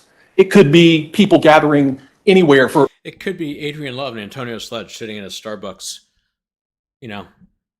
8 weeks before his testimony, not going over what he says so that you can, lie about what he said in the past. And never mind. I'm sorry. That was gratuitous. In the United States. And that was the problem with that. Now, if we turn to our statute, we have to begin with the first language, the first sentence. Person commits the crime of domestic terrorism when he or she commits or attempts to commit a felony violation of the laws of the state. So we start automatically that a crime has to occur. An underlying crime has to occur. So we start there. That doesn't happen in any of these statutes that have been declared unconstitutional there. And then it goes through a little bit of language through a single unlawful act or a series of unlawful acts, which are interrelated by distinguishing characteristics. So it says not just one unlawful act, but it can be multiple unlawful illegal acts as well. And then here's where it matches up with the Tennessee statute that the Georgia Supreme Court said would be constitutional and is intended to cause serious bodily harm, kill any individual or group of individuals, or disable or destroy critical infrastructure, a state or government facility, or a public transportation system when such disability or destruction results in major economic loss. Now, I'm going to come back to the vagueness of those terms in just a moment because I have an answer for that. But What is major economic loss? Exactly. $500 to one person means a whole lot different than $500 to another person. I agree with you, and that would probably be Jeez, you don't have to flex on us, Judge. a factual question for a jury, whether it was major economic loss, something that you would have to prove. But I mean, here's the thing, like we have, all the theft statutes. Okay. It says if the value is between X and Y, it's this. If it's between Y and Z, it's this. It puts people on notice. So they're going to argue, how does that put me on notice? What is major economic damage? What is it? Well, I mean, the standard for that is whether it's so unclear that it leaves an intelligent person uncertain as to what it is, right? And you can't answer his question, which kind of answers his question. Or it's void if it invites arbitrary or discriminatory enforcement. It doesn't seem that that invites arbitrary or discriminatory enforcement, but an intelligent person knows what the word major is. I mean, Do they? Answer the question then. What does it mean? it's not something that is difficult for people to understand. What It's does it mean? important. It is big. It is large. And the reality is that under our statutes, we can't define every single word. And I don't recall what word. No, but you can put numbers on them. I mean, can, but- because I think one of the arguments in this That's extremely common. You see that in tons of statutes with like grand theft. It'll be above a certain amount of money. might be an 18, I don't know. One of the allegations in count 2 is burning up an APD car. Sure. Okay. Police cars are not cheap. I'm not trying to say that by any stretch of the imagination. But in the city that has a budget of $1 billion, where does major fall along that scale? Is one police car major, or do you have to take out a fleet of them? Is it a percentage of the budget? What is it? That's what their argument is. And I understand that argument, but there's no case law that requires a discrete number in that area that suggests that there needs to be. And I agree with the court. They are expensive. I've never priced them, but I would guess that they're probably in the 50,000 plus, maybe more than that with all of the equipment. I don't think 12 people in a box would say that's insubstantial in any way. I think everybody, no matter where you are, would say that that's a major economic loss. But again, I will respectfully disagree. It's a significant, but what is major? Like I said, when you have a governmental body that has a budget of $1 billion, Totally, Aaron. and you're looking at something that's less than 1% of that, where does major fall? You may disagree, Your Honor, but I think anybody that budgets in the government, no matter how big it is, would look at $50,000 and say that's a lot of money. Because if you walk in the door and say, "Can I have $50,000?" The second you Go ask United States Congress, which, in theory sets the budget, and ask them if they're worried about $50,000. Come on. start to get the word raise out, they're going to start laughing because it's a major amount of money. That's a lot of money. And it just is in the grand scheme of things. It's just a lot of It just is. money. And I'm using the term 50,000, just kind of popping it out there. Mhm. But you see what I'm getting at. We're not talking about, I think there's a difference between insubstantial or substantial and major economic. correct. And major economic, yeah, correct. I agree. They're not synonymous, though. They don't mean the same thing. You can have substantial loss, a substantial monetary That's what I was loss trying to think without of, being actually. a major economic blow to a governmental entity. Can you not? I mean, Judge, again, you don't have to define every single word for everybody here. And as we've been here the past couple of days, He's doing the logical fallacy, essentially a slippery slope argument. The judge is saying what is major, and the response is you don't have to define every single word. No, nobody's saying that. You just want to know what major means. that's been the chief complaint of every defendant. What does this mean? What does that mean? And instead of taking one step back and going, well, that's what that means. We all know what it means. And so I understand that some This is a really bad argument. people may always want to play the game of, well, what about this? What about that? What about this? What about that? Instead of taking a step back and going, what's the common sense meaning of this? And then I'll go, okay, that's what the common sense meaning is. Because that's what courtrooms are for, saying, what's the common sense meaning of this? Instead of playing this kind of whataboutism gotcha game that so many people have liked to play in this case. Wait, did he say the state was? Instead of playing this kind of whataboutism gotcha game that so many people have liked to play in this case, as opposed to just looking and going, what is a major economic loss? Okay, is this a major economic loss? And let a jury figure that out. Notice he still hasn't answered the question. He's saying it's a common sense meaning, but he won't answer the question. How much is it? Oh, it's common sense. Everybody knows what it means. And he's like, okay, what is it? Like, well, everybody knows what it means. Because juries all the time are the fact finders. If we defined every single thing for a jury, No, it's a question of law. every single word, juries almost wouldn't be necessary. Because if facts aren't in dispute, which Well, wouldn't you have to define it in a jury charge for the jury? Yes. Sorry, I got my bad. I don't think so. I really don't think so. It doesn't matter what. I'm sorry. Okay. I mean, a major economic loss is exactly what it sounds like. Major. What does it mean then? What does it mean? Give me a number. Economic. It is up to loss. you, the enlightened conscience of the jury, to decide what major means. We tell them every single day to do that. Right.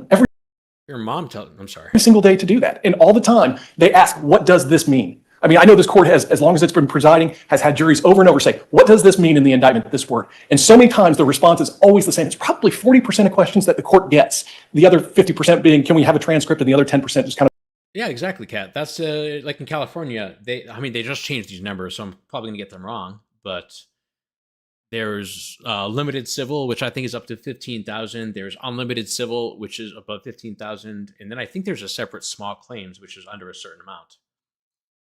But I mean, like I said, there's grand theft. It's extremely common to define these numbers. It's not like it's this outrageous question. Being, Can random I questions. Can I see this piece of evidence again? Correct. And so many times you have to look back at them and you know the answer, both parties know the answer, and you just kind of have to look at them and What's the answer then? What's the answer? you may give them the same response every single time. And that is that you just have to use your common sense in defining these terms. Define It's the same it. thing here. You just use your common sense to define the terms. But to turn back to the overbreadth, and I think I didn't lose my way by any means, but I want to get back to the overbreadth Yeah, before I come I back to picked the you up. No, you did. You did. Sidetrack. No, it's quite all right. I think where I was I had reached the end of the word major economic loss. And then we have the second intent prong, which is really interesting in this statute. It's not a lot of times in a Georgia statute that you see that you have two separate prongs of intent. So this is, I don't think this is a legal term, but you might call it a double intent crime. You got to prove two different intents. And so you have your first intent, which is serious bodily harm, kill any individual, all those things I just listed, disable or destroy critical infrastructure, the state or government facility, public transportation system, when that results in major economic loss. But then we get to a second intent prong. And the second intent is intimidate the civilian population of this state or any of its political subdivisions, alter, change, or coerce the policy of the state government of this state and any of its That didn't make sense. I need to hear that again. I think that's bad writing. divisions. And is intimidate the civilian population of this state or any of its political subdivisions. Okay, the civilian population of the state includes all the subdivisions, because that's just what subdivision means. So you don't need to put that in there.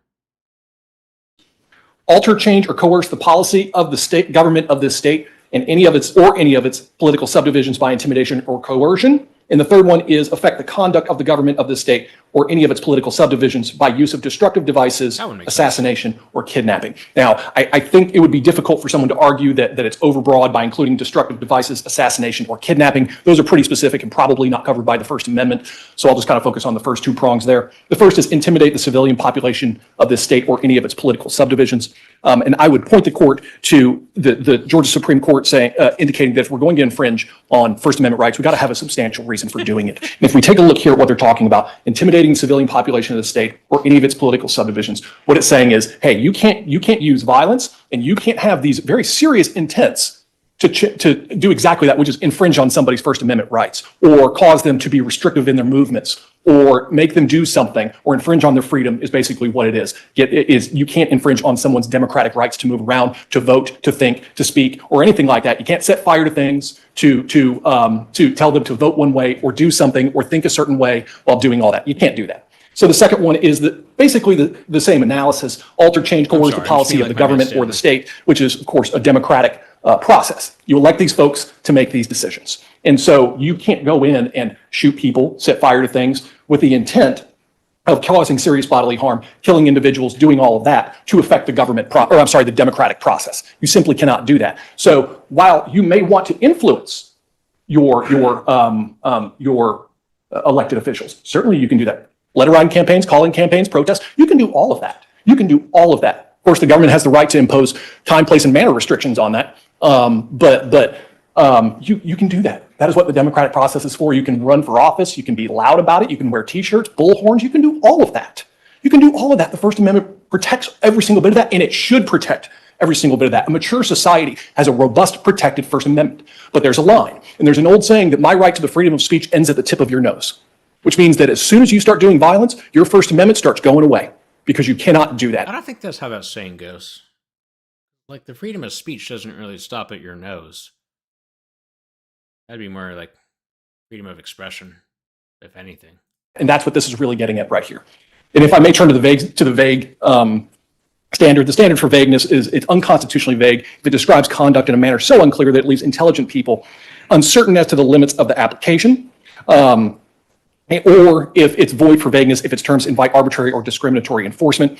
There's a case, Helton versus the state. It's 624, and I've got it under the not my normal way of doing it, but 624 NE 2nd 499. It says, Helton goes on to note that statutes which threaten to inhibit the exercise of constitutional rights or which impose criminal penalties are subject to greater scrutiny and less vagueness is tolerated in them than other laws. But The act of associating compatriots in crime is not a protected associational right. So even though that was kind of, there was a little bit about that, I wanted to go ahead and address it in the defendant's motion about associational rights. What the court is clearly saying there is you can associate all you want to. That's also protected just as much as speech is, because it's kind of a form of speech in some ways. But what you can't do is commit crime together. If we stop it there, same thing. When it comes to vagueness, if you look at section 220 of the domestic terrorism statute, it actually offers an awful lot of definitions for a lot of the things in the code. So I'm not going to go through every single one of them. But I will point out to the court that I think it goes through 5 or 6 of them. And I'm reaching for my computer because I'm going to move on to the bill tracking of the domestic terrorism statute.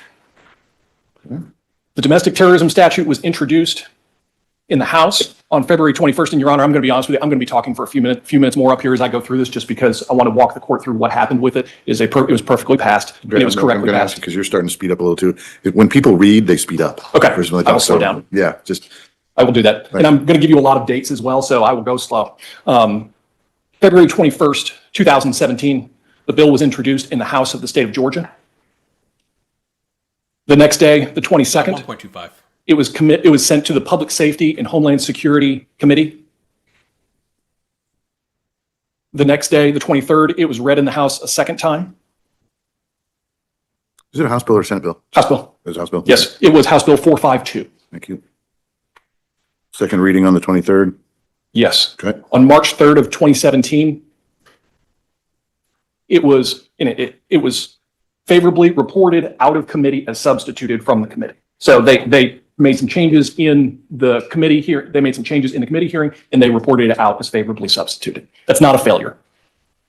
Because there had never been a vote. Correct. There had been a second reading. There were changes made after the second reading. Yes, in the committee, in the Public Safety and Homeland Security Committee. So they made some changes and then reported it out. Correct. Okay. It hit the House floor the same day. It was read a third time, and it passed the House.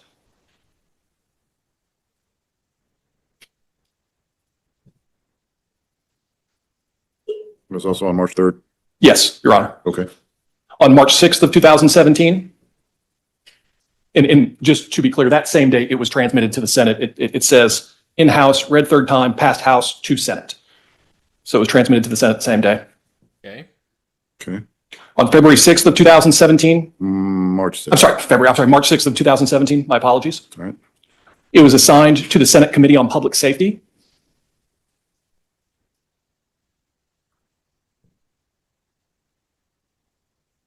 Okay. 9 days later, on March 15th, 2017, it was favorably reported as substituted out of the Public Safety Committee. So it made some changes and voted it out.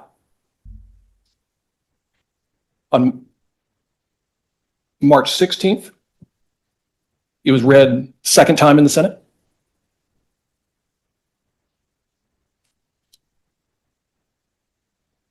On March 28th, it was amended on the Senate floor. So no longer does it agree with the language of what came from the House. On the same day, it was read in the Senate a third time. Same, hang on. 28th, Your Honor. Thank you. Welcome. Third reading? Yes. And on the same day, just so you don't have to write another date, it passed the Senate. Okay. And then on the same day, it goes back to the House. It says for concurrence, which this court I'm sure is aware means that the Senate sends it over and says, hey guys, we made some changes. You now have to vote. Language has to match. Exactly.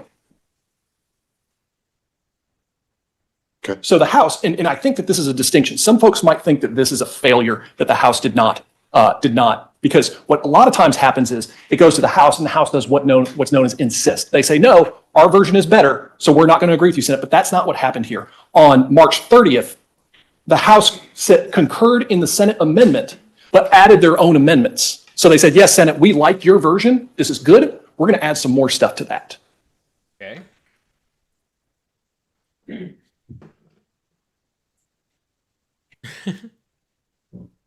I don't know how with the. And then, of course, now it has to go back to the Senate. Or they say, hey, Senate, how about this version? Mm-hmm. And the Senate concurred with the additional amendments. So now you have matching bills in both, On March 30th, the House concurred with the Senate version and added more. yes, Back to Senate same day? same day, Your Honor. Okay. Yeah, on that day, it becomes eligible to go to the governor's desk. So the Senate passed it the same day as It well? did, yes. Okay. And then on April 7th, 2017, it was transmitted to the governor's office. And then it was signed by the governor on May 8th of 2017, and it became an act the same day.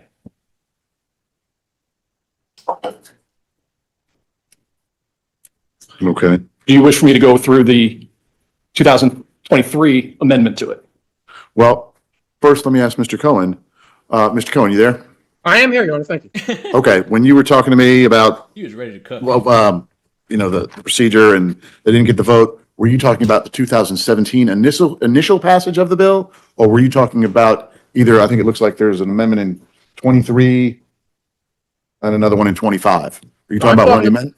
No, Judge, I'm talking about the 2017. What it chose to do after the arrest of the defendants is obviously irrelevant because it can't be applied retroactively. Right. So your argument is with the initial 2017 passage. Now, you've heard the state outline the record that you were talking you were going to get me anyway. You heard the state outline the process by which the bill flowed through the House and the Senate, correct? I did, Judge. And do you agree with the state's recitation of the record from the legislature? Well, I agree with one thing the state said, and that was that different people may view this differently. And what the state would like to argue is that when the House says, this is no good, or we want to add this. Wait, no. My question is, as he recited it, do you agree that it was introduced on February 21st? Based on my record, yes, Judge. Do you agree that it went to a House committee on the 22nd? Again, based upon my notes in front of me, yes, Your Honor. All right. Second reading in the House on the 23rd of February. Correct. On the 3rd, changes were made in the House committee, and then they reported it out on March 3rd. Again, based on my record, yes, Judge. Same day, March 3rd, third reading in the House. It passed the House and went over to the Senate.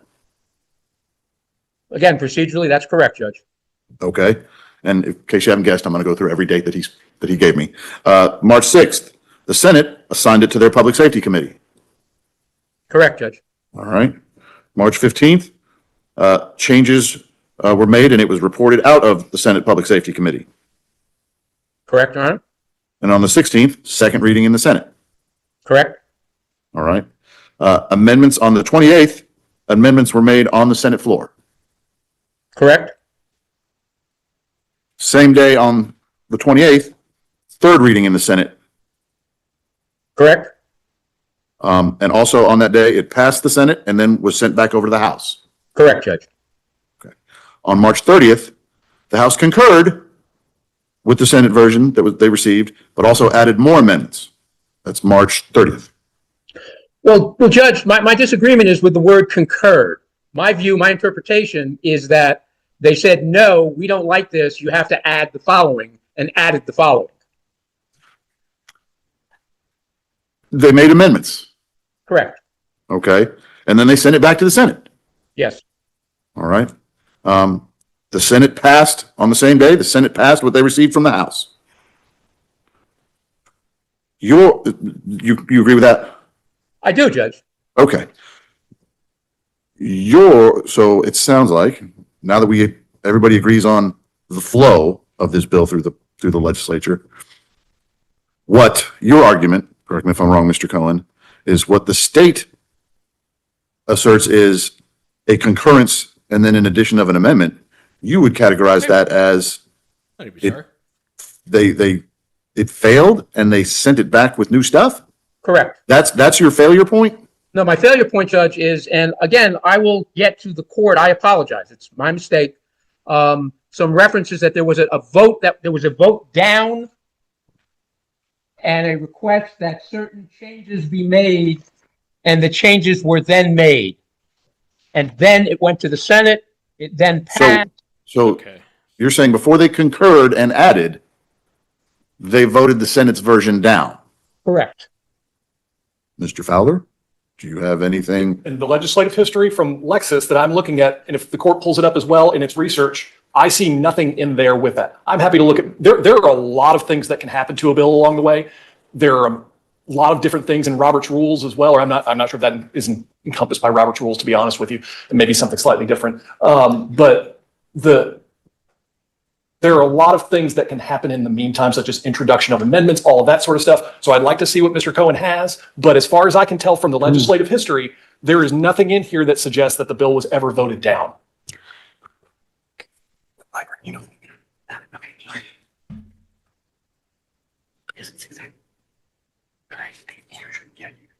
Okay, here we go. I'm gonna grab this up for y'all so everybody can see what I'm looking at. Oh. What are you doing on my computer? This is the 2017 bill tracking on House Bill 452. And it looks like the date we're having the arguments is around the events occurring on March 30th. See, look at these tabs here. That's how you know he's smart. You guys were laughing at me. House concurrence. Can you see this, Mr. Cohen? I can, thank you, Judge. Okay. House concurred in Senate amendments with additional amendments. And you're saying, Mr. Cohen, somewhere in there there was a vote down? Well, it's my record, and again, if it's mistaken, I apologize, Judge. I don't want to mislead the court. My research showed that there was a vote for reconsideration, and I will pull it out and send it to Your Honor and to the state as soon as possible today. That there was a 55% vote for reconsideration in the same session, according to notes that I have, instead of the 2/3 that were necessary, and that the reference to it as a I need to see that. No. I understand that, Judge. My apologies. I will. Because what I'm seeing, what the state has shown me so far, doesn't reflect, that there was something that would trigger Article 3, Section 5, Paragraph 12, which is, and I don't know if you're willing to concede this, Mr. Fowler, but if it's somewhere in that process, as it bounced back and forth between the House and the Senate, it was voted down. In order to start from scratch, they would have to get the 2/3. If you're looking at, I can see it from here, Your Honor. okay. Generally, I believe that the court is correct. I think there are some exceptions to that as well. This can get very complicated. Your argument is it was never rejected. Nope. Therefore, the need for a 2/3 majority was never triggered. That's state's argument. Okay. And I don't have any evidence in front of me that it was rejected. That's my sticking point, Mr. Cohen. I understand, Your Honor. Well, the House turned around and said, you can have this, but you're going to have to add X, Y, and Z in order for it to happen. Well, that's the legislative process. That's why I understand. the houses bounce back and forth, and they have reconciliation committees and whatnot because they've got to pass the same law in bicameral legislatures. Unless you're in Nebraska, and you just do it because there's one. But from what I just read, and the evidence I have before me, kind of went through the normal legislative process. Now, and I understand that's a separate and distinct argument from the overbreadth and the vagueness, et cetera, et cetera. But obviously, if they violated, with the Article 3 paragraph, you don't have to get to the argument of overbreadth and vagueness because it was an illegally passed law. And I'm not seeing that as of yet.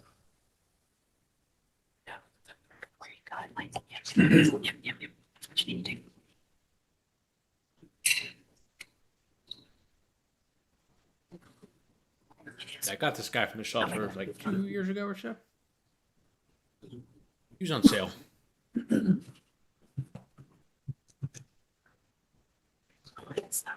Judge, and if I may, Yeah. also refer the court to the actual the Georgia legislature website.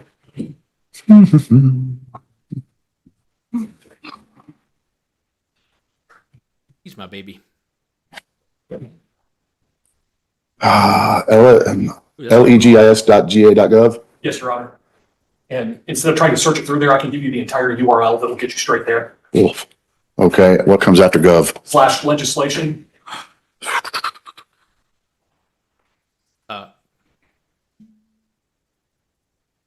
Okay, /50818. And I promise this is not this long.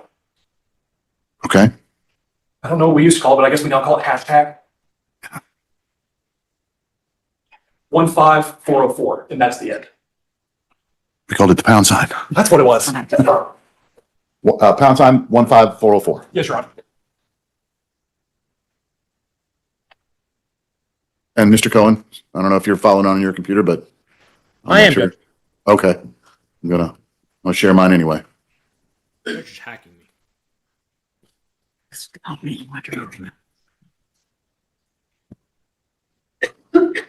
Oh, House vote. 403. Okay, so here's where the Senate on the 28th. That's the vote that sent it back to the House.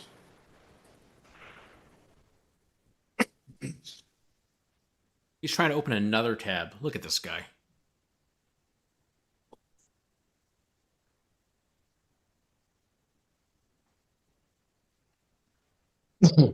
Agree with Senate submission. So what was the first one? Amendment 29. Seems like they're all yes votes, no? I'm not seeing anywhere where it got voted down. House vote. I'm sorry, Judge. That's okay. If you want me to click on something, tell me what you want me to click on. No, I can see it, Judge. I'm reading through. Somebody House say- vote 403, House vote 404. Was he looking at the wrong thing or something? Nowhere was it voted down. This is awkward. Maybe they voted yes to vote no. Maybe that's what it was. And that's true. The state's having to go under this version, not the 23 or the 25 amendment, correct, Mr. Fowler? Yeah, that's correct, John. Well, I'm going to say they voted yes to vote no. They all agreed to say no. That's clearly Let me know when you're done looking, Mr. Cohen. Your two bills. Yeah. I am That's what looking, Judge. All right.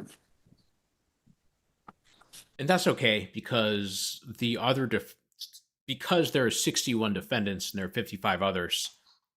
And the judge at the beginning said that the other defendants will be able to supplement argument however they want so that he can rule on this issue once one of the other defendants can just supplement. So they can fix that later, although it's kind of awkward at the moment. And for the record, nobody has any objections to the court using the legislative website for purposes of this hearing? Mr. I Cohen? am Okay, No. state. no, we haven't judged. Just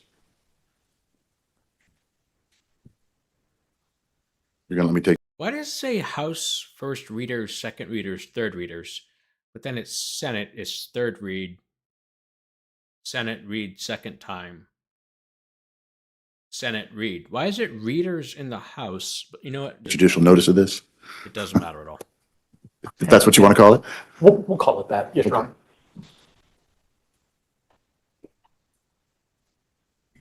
Yeah, that makes sense, Kat. I can fix that. That's not a Do I need to keep sharing this, Mr. Cohen, or can I take it down? You can take it down, Judge. All right. Okay, so any more evidence regarding the process of the passage of this bill? Nothing from the state, Your Honor. The state is concluded with its argument. With, all together or just as to the passage? Yes, Your Honor, I've covered overbreadth, vagueness, and this passage. I believe that's everything that was argued. Okay. Anything further from, well, Mr. Cohen, you get, it's your motion, you're going second anyway, but.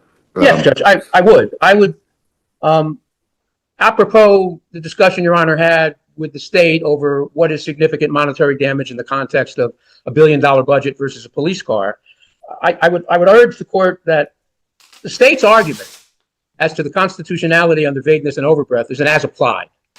They keep drawing down to particular acts, allegations, facts, and injury. And our argument on the overbreadth is facially insufficient and it violates the necessary notice to a citizen of Georgia or to a visitor. And again, while the state sort of poo-poos the idea or moves very quickly past the notion, when they come to such issues as coercion, intimidate, disable, affect, government, conduct, I would agree to the degree that the statute may say you can't kill someone. Sure, I'm not going to debate that. To the degree I will. Sometimes I feel like killing somebody, and frankly, I feel like I should be allowed to. that the statute says you can't blow up a building, I would agree with that. Those are examples, and perhaps Mr. Fowler should have written the statute, and we wouldn't be having this argument right now. But the one area where he gets down to is he talks about common sense. Someone knows you can't kill someone, you can't blow up a building, I agree. But when you come down to common sense and notice, there is no clear definition, or no, not even an attempt to narrow the definition of what it means to disable. Does that mean pull a wire out of a wall? Does it mean destroy it? What is critical? What is infrastructure? What is intimidate? Critical is a good example. The other ones I don't know about, but critical is a really good example. I mean, what does that mean? Is alter? What is coercion? What is effect? And these are all what he reduces to sort of the second tier of the bill. It's not the second tier, it's part of the bill. And it produces all of these adjectives, these descriptions, these triggers that provide insufficient notice Banana in the tailpipe. when it comes to speech, assembly, and association. And I understand that the state wants to go back to the particulars of a case, of a charge, but we're making a constitutional challenge on its face. The state does not address the Brandenburg concern. The state does not address the Rogan concern. The state does not address the three or the two constitutional cases that the Georgia Supreme Court spoke about. The state completely ignores the requirement that you have to give, yes, to some degree, I would concede. I know my kid can't go out and shoot someone or blow something up on its face, but that's not the test here. The test is the statute in itself. Does it pass constitutional muster? Does it leave too much open to debate? Does it give too much discretion to people in law enforcement and not enough specificity as to a citizen of the state as to what they can do or cannot do at a given time? You just can't parse out when dealing with speech, assembly, and association one narrow part of a statute and say, because this narrowly gives you a heads up that you shouldn't do X, that somehow swallows within it all those other adjectives, all those other undefined descriptions, all those other modifiers that mean nothing. I don't know, coercion, effect, intimidate. Mr. Fowler talks about the essence of democracy is voting. And we know that. The essence of democracy is to go to a public meeting. That's correct. Well, I can live in a democracy and intimidate someone else by what I'm saying, by what I'm wearing, by where I'm going.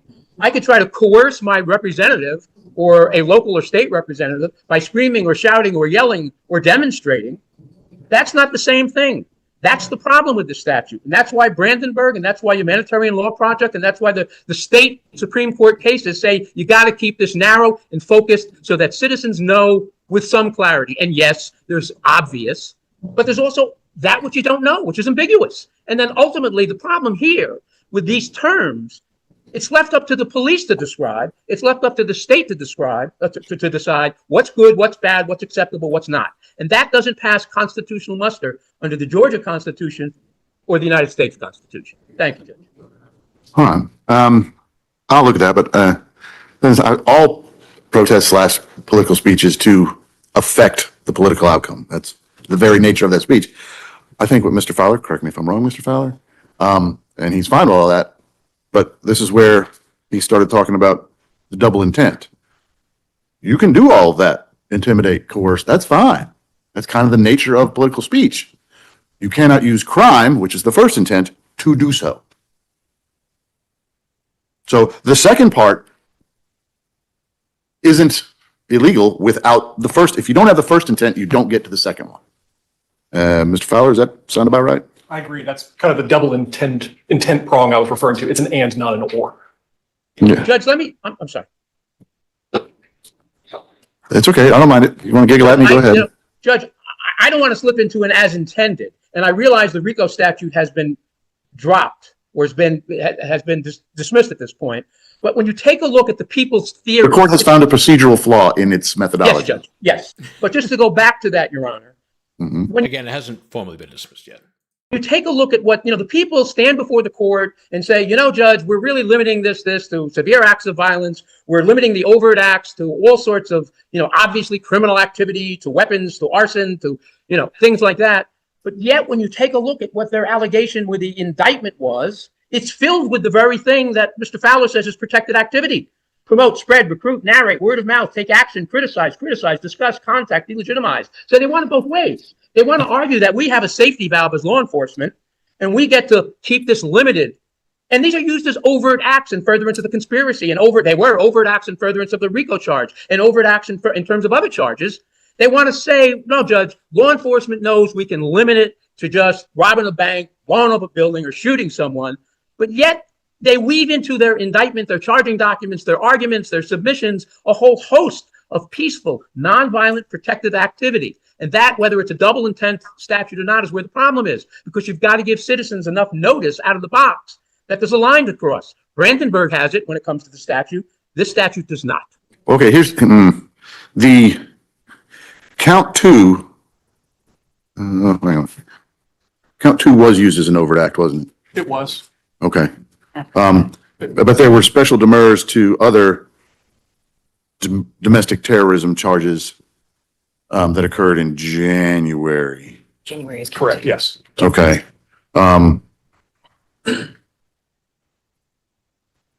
that was a special demur issue that we're now not going to get to, at least not this go round. But to the extent that the count two domestic terrorism is used as an overt act, because this motion is to preclude it as use of an overt act. The issue that the defense had with the March overt acts. The January one is the one that occurred in Fulton County. The overt acts from March of 2023 were not brought as individual counts because they occurred in DeKalb County in another jurisdiction. So to the extent, and so those two domestic terrorisms being used as an overt act might have different issues as far as this, a demur goes. Because while count two, the elements are set out, and I don't know if you were here Monday or Tuesday, I forget when we got into it, was part of the court's questioning surrounded defendants not being on notice of what those March domestic terrorism and what elements, how were they going to defend themselves against a domestic terrorism and arson charge that wasn't explained, or the elements weren't set forth in this indictment, either in a separate count, which it couldn't be, or in the overt act section. Whereas the domestic terrorism count two here that was used as an overt act, it is, the elements of it are spelled out in count two. So domestic terrorism was used twice. Two separate domestic terrorism allegations were used as overt acts. They may not be similarly situated because one occurred here and was spelled out in a lot more specificity versus the one that was not. I mean,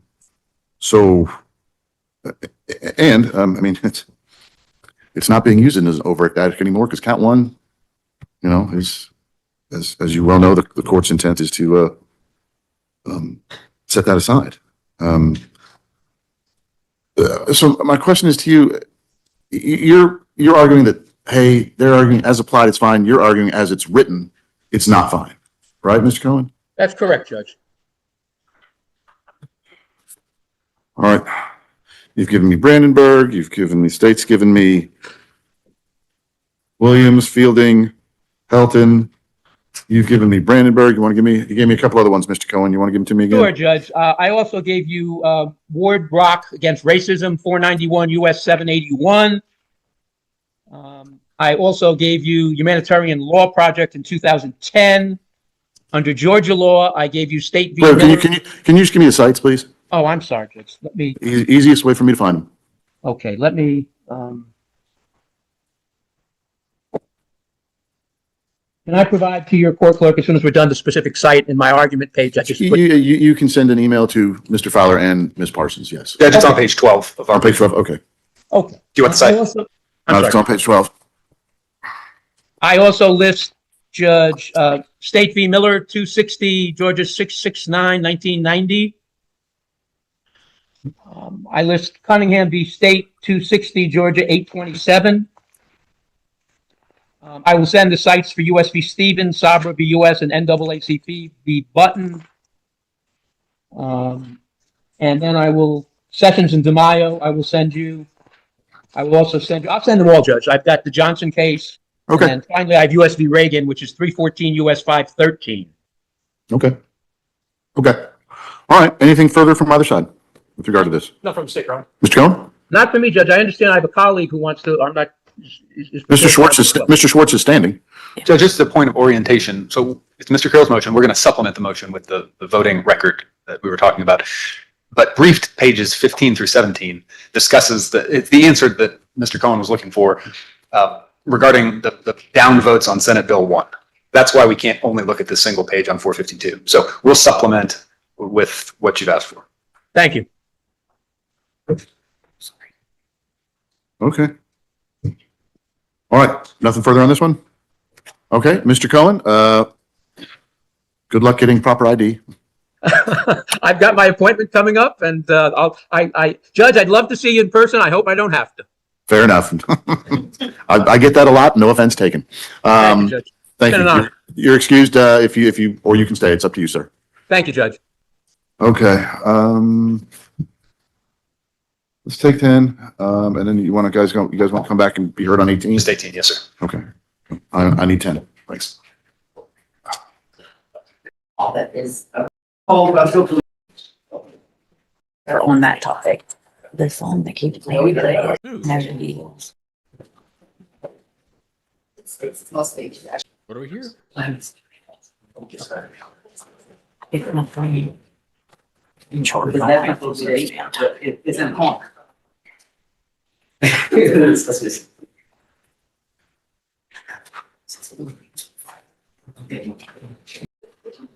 Oh, how'd that happen?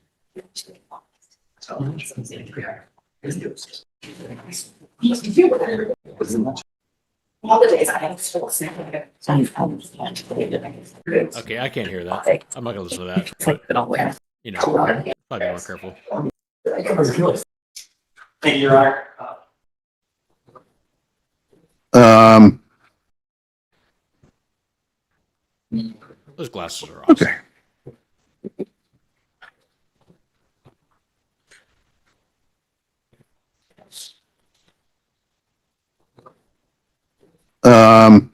Let me ask you, who's going to be arguing for, we got a new face at table. Who's going to be arguing motion 18? Is Jonathan Sidney for the defense. that you, sir? That is, Your Honor. Okay, and what name again, sir? John, Your Honor, representing Victor Cortez. Sid, just SID. SID-NEY, City, sir. Oh, Sydney, okay. Let me ask you this, purely timekeeping. It's 11:30. It's early for lunch, but if this is going to go till 12:45, nobody wants to be hangry themselves, and nobody wants a hangry judge. So, do you guys want to break and come back at 12:30, or do you want to just push through? How long do you anticipate your argument being, Mr. Sydney? I don't have a dog in the fight. Judge, I don't know obviously what the court's going to ask, but I don't plan on taking more than about 5 to 10 minutes of time review. Oh, okay. I'm sure as well. I think we've addressed a lot of the issues already. So I'm just going to kind of maybe clean a couple things up. Okay. Now, maybe we can all- That's what I needed to hear. Okay, Mr. Siddiq, you're up. Podium, please. Thank you, Your Honor. Judge, I'm cutting some of my introductory remarks because I think some of these issues were raised in the last argument. I think the court's well aware of the standards governing vagueness, and I think the court, from what I can tell from your questions, has an intuitive understanding of some of the problems with the issue that I'm going to focus on, which is major economic loss. We're not waiving any other issues we've raised in our brief. We stand on our briefing as to that, but I did intend to focus our argument on major economic loss prong today.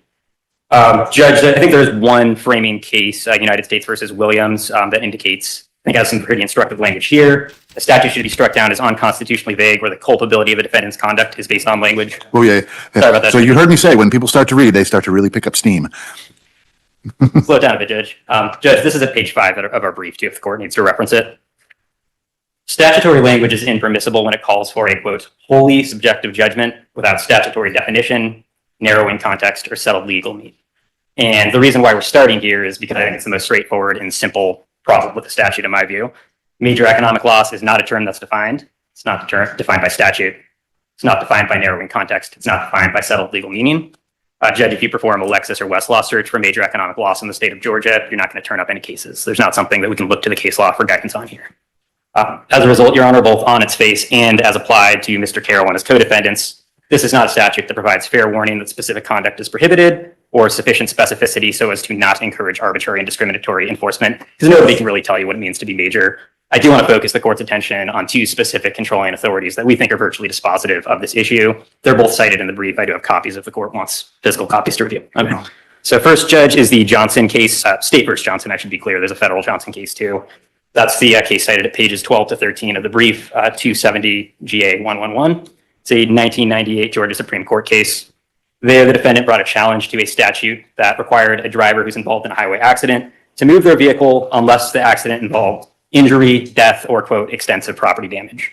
And that was the prong that was at issue in the Johnson case. The court rejected the statute, said extensive means different things to different people. So too with major economic loss, Judge. These are synonyms, extensive and major.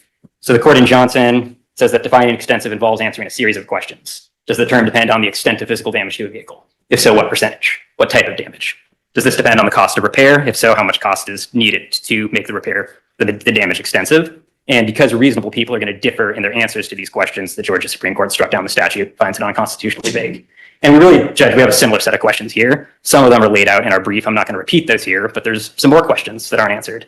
First, and this goes to Your Honor's point earlier, what's the initial reference point for determining whether an economic loss is major? We could be talking about the city of Atlanta. It's got a $2.5 billion budget. Maybe it's the state of Georgia. That's got a $36 billion a year budget. And then once we take that unknown and undefined reference point into account, how do we go from there and determine whether the loss is major? Is it a percentage of the annual budget? Is it some other metric? And more fundamentally, Judge, how do we even think about how to answer these questions? What's the guidance on that? Here, exactly as in Johnson, reasonable people are going to differ in their approach, and the statute is not providing us with any answers. And the answers are not for the court, Mr. Fowler, and myself to speculate on. I do want to quote a little bit, try and keep it slow, Judge, but it's from a case cited in our brief. It's the United States versus Davis case. It's a 2019 Supreme Court case. There was written at the beginning of the opinion, in our constitutional order, a vague law is no law at all. And vague laws hand off the legislature's responsibility for defining criminal behavior to unelected prosecutors and judges. When Congress passes a vague law, the role of the courts under our Constitution is not to fashion a new, clearer law to take its place, but to take the law's ability and invite Congress to try again. So it's a separation of powers problem issue, Judge, not just a fair notice problem.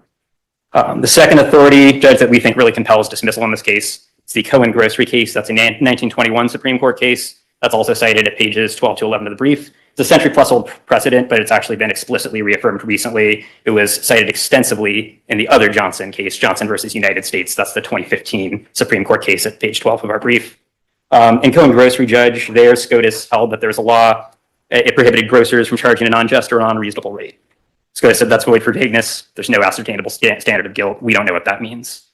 And same thing here, Judge. We've got a major economic loss element, just like the unjust or unreasonable rate element, just like the extensive property damage element. All of these terms, they criminalize activity based on whether a subjective and indeterminate threshold of damage has been crossed.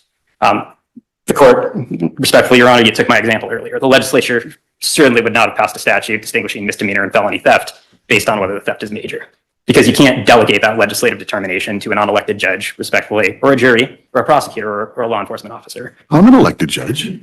Elected judge. Sorry, Your Honor, my mistake. Legislature also wouldn't pass a statute saying that possession of drugs is a misdemeanor unless it's major. Or I guess we could use Mr. Fowler's words. When Mr. Fowler tried to define major, he said, it's big, it's important, it's large. I don't think... Oh, man, when they start using your own words against you. Anyone would think it's reasonable to have a law that says possession of drugs is a misdemeanor unless the possession is big or important or large. You know, that's fails the vagueness test, and the statute fails for the same reason. And unless Your Honor has questions at this time, I'd sit down. Oh, man. Nope.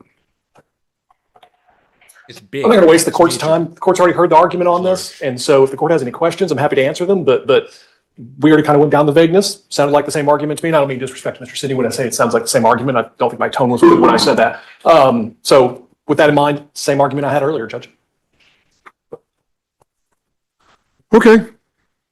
You're not getting a ruling from the bench on this one, sorry. Take this one under advisement. Do we have anything else going today? Did you want to get to this is it for today? We think it makes sense to stop here. Okay. Just an administrative issue, hopefully the mission 1 out of 10 difficulty. Does the court intend to, once the court rules on the constitutionality of this statute, does the court intend to issue a certificate on that as well?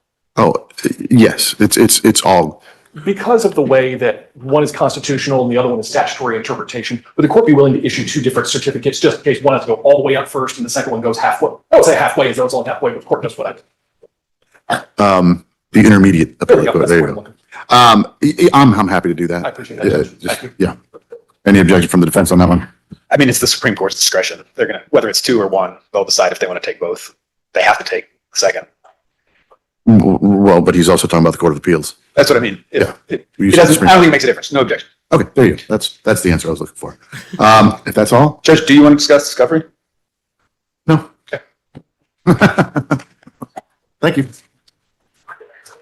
Okay, let me just show the count two of the indictment real quick. There we go. So these are some of the parts that were problematic. Grand jurors charged such and such in the offense of domestic terrorism. Did attempt to commit the offense of arson in the first degree, a felony with the intent to destroy and disable critical infrastructure. Again, critical is kind of vague. What does that mean? And such destruction and disabling would result in major economic loss. And not clear on what exactly that means either. I do think that the entire 191 Peachtree Tower would be major if we had any idea of knowing what major means, but it does seem pretty vague.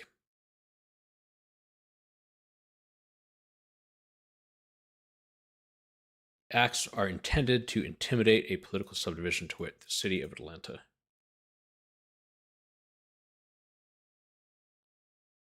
I don't know if that's really true. Okay, I want to take like 2 or 3 minutes. And then after that, I can maybe read the indictment if you guys are interested in that. I was back tomorrow. I find the way the judge concludes court so confusing. No, so you think about it and issue a ruling. Yeah, I mean it's just hearings. I don't know if they have anything scheduled tomorrow. I think he's going to be waiting to hear from the other defendants on this one. A bank is a major economic loss. I'll give you that one, presumably. But again, it's not a matter of whether these specific examples are major economic losses. It needs to be clear from the law itself. You can't give obviously $1 trillion is a major economic loss, however you cut it. But you can't use specific examples to make it clear. It needs to be clear from the law. I went to Atlanta once, and what I came away with, besides getting mugged, was that most streets have Peach in the name. You are correct. It is very confusing. I was like a quarter of a mile away from the courthouse, and I couldn't find my way there. No, it wouldn't be loud. What is a major economic loss? Yeah. I have no idea. All right, so it's 4:11. I'll probably start reading this at like 4:15. The indictment. I don't know if I'll make it through the whole thing. That kind of took longer than I thought. I've already been going for 2 hours or so. So yeah, I think we'll wrap up after I read this. But I'm gonna take a couple minutes. I'll be right back, and then we can read some of this indictment. Hopefully, it's a little bit more upbeat and fun. Because it says stuff like the purpose of defend the Atlanta forest is to occupy of parts or all of 381 forested acres. It says a lot of stuff like that. That's kind of funny. Also, what is this alignment, Matthew? What is this alignment? You're my tight face guy. What is this? What is this? What are we doing here? Is there an extra tab here, or is this like indented? Okay, I'm sorry. We're going to take a break, and then I'm going to come back and talk more about this stuff. I'm going to grab some water, and I'll be right back.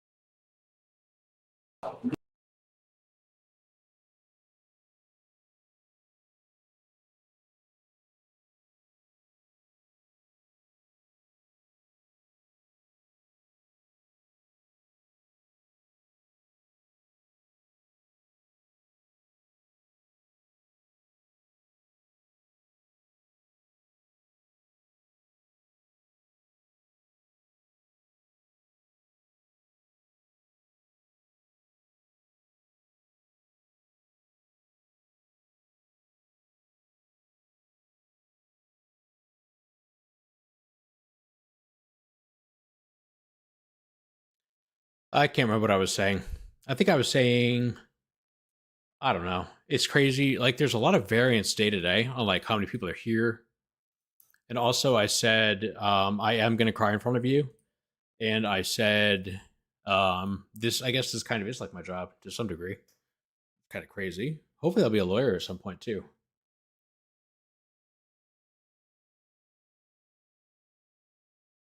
He spoke about the RICO dismissal.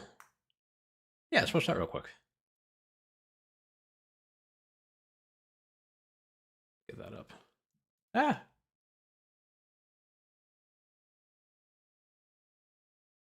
What's up? Let's see. Ah. YouTube, maybe? There we go. Yeah, let's check this out. The story is far from over. It is not enough to watch the state flail and stumble in their arguments. Oh, it's pretty great though. It's pretty fun. I mean, it's a lot. It's pretty major. It's not enough to see this prosecution failing. It's fun though. It's a lot of fun. These defendants need accountability from the police, from prosecutors, and the politicians who have conspired to bring these false charges against us. Accountability! Yeah!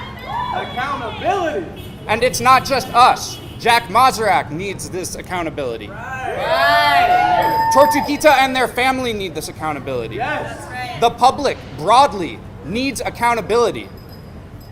Officials need to be investigated. Officers need to be fired. Careers ended. Elections lost. Because if Brian Kemp, Chris Carr, if Andre Dickens, Georgia State Patrol, Atlanta Police Department think they can get away with what they're going to get away with it. Attempted here, they will do it again and again. They will bring terrorism charges. They will bring RICO charges against police accountability activists, against immigrant rights activists. Now, more than ever, we must prevent this.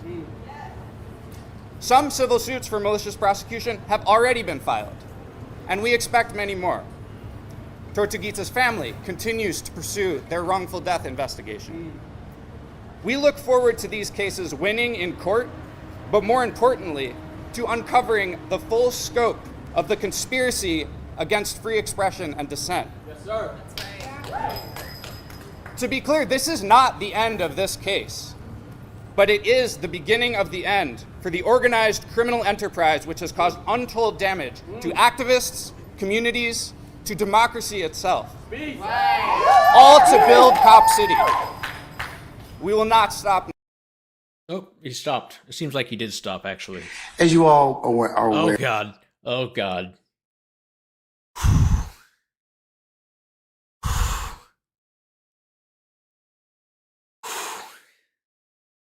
At this particular point in time, I'm going to switch over. I need to get this off my screen. Oof. Oof. Oof. That was a lot. That was a stressful moment for me.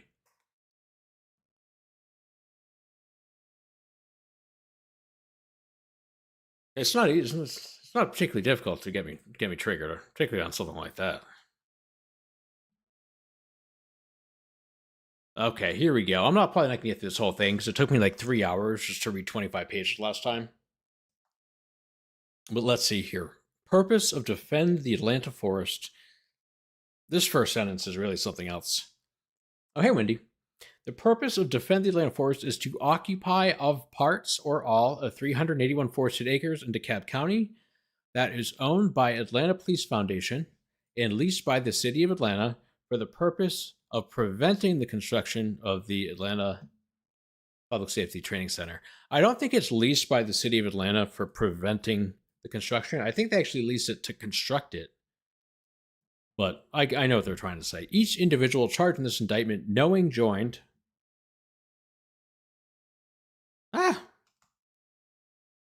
Joined the conspiracy in an attempt to prevent the training center from being built.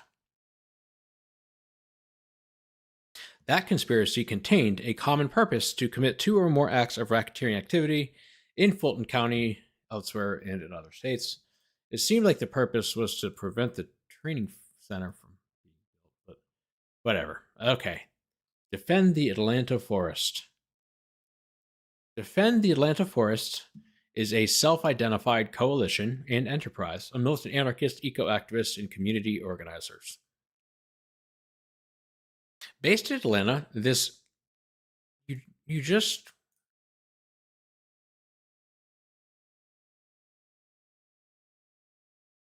you don't really have to like re-say the whole thing. Okay, organization coordinates, advertises, and conducts direct action designed to prevent the construction of the Atlanta Police Public Safety Training Center and Shadowbox Studios and promote anarchist ideas. This self-proclaimed, direct action has except that you just proclaimed it right here. That was you that proclaimed it like 2 seconds ago. Has included vandalizing private property, arson, destruction of property, attacks on utility workers, attacks on law enforcement, attacks on private citizen, and gun violence. The purpose of these actions is to prevent the construction of the Atlanta Police Public Safety Training Center and a movie studio, all while promoting virulent anarchist ideals.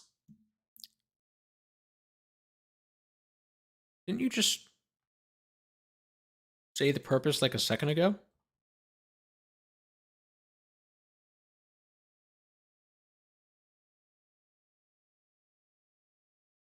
These are just the same sentences. Okay, let's keep going.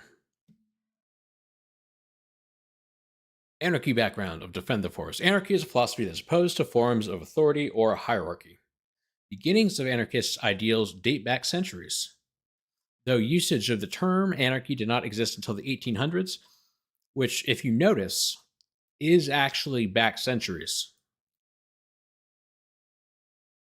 So saying though means that it's like a different span of time. But back centuries in the 1800s is actually the same amount of time. They're mansplaining? Oh man, yeah. But during the hearing? Over time, various philosophical forms of anarchy have emerged. Numerous anarchist philosophies exist. You just said the same thing twice again.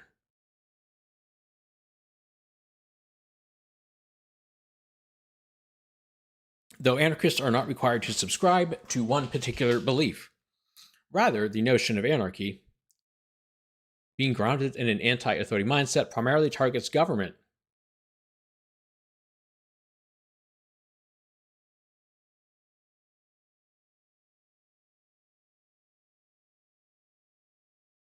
Because it views government as unnecessarily oppressive. Instead of relying on a modicum of government structure, anarchy relies on human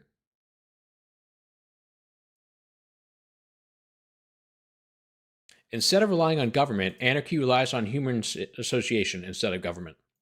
Some of the major ideas that anarchists promote. Did I just read that?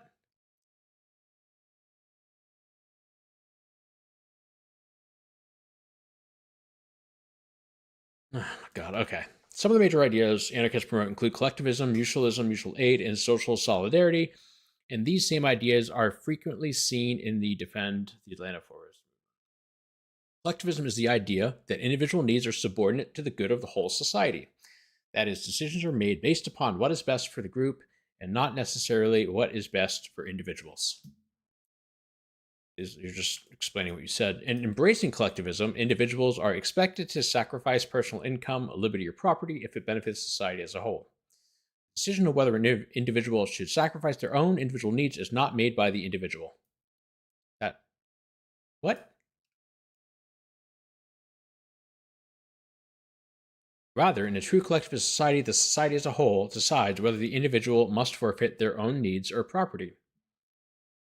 It is deemed to benefit the society. Nevertheless, in an ideal collectivist society, individuals already make the decision to donate to the collective without prompting from others. Did try to go through government structure with a referendum. Yeah, seriously.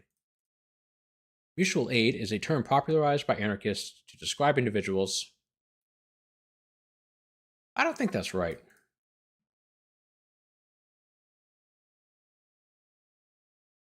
Mutual aid doesn't refer to individuals who exchange goods and services to assist other individuals in a society without government intervention. So mutual aid means aiding each other mutually. Thanks for defining that. Closely related to collectivism, mutual aid is not a new term, nor is it limited to anarchy. It's capitalized up here, but not down here. However, the major factors in anarchist mutual aid is the absence of government and the absence of hierarchy. Yeah, this would have been fun.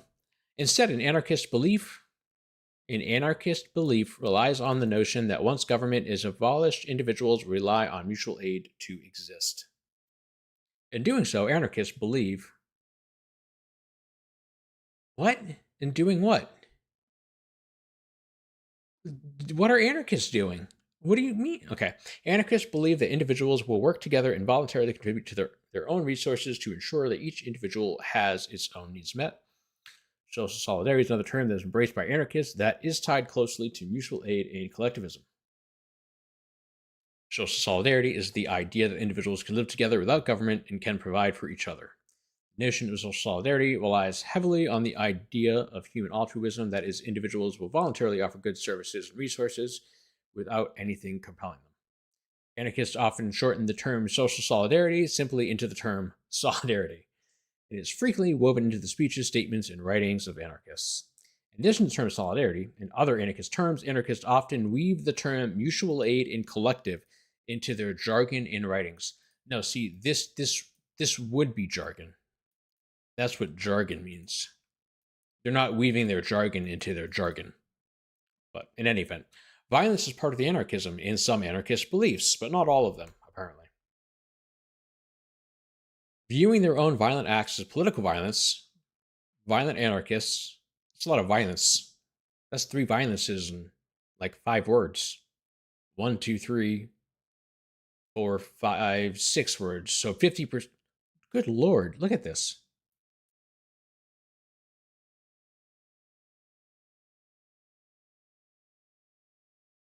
They use the word violence 5 times in one sentence. Okay.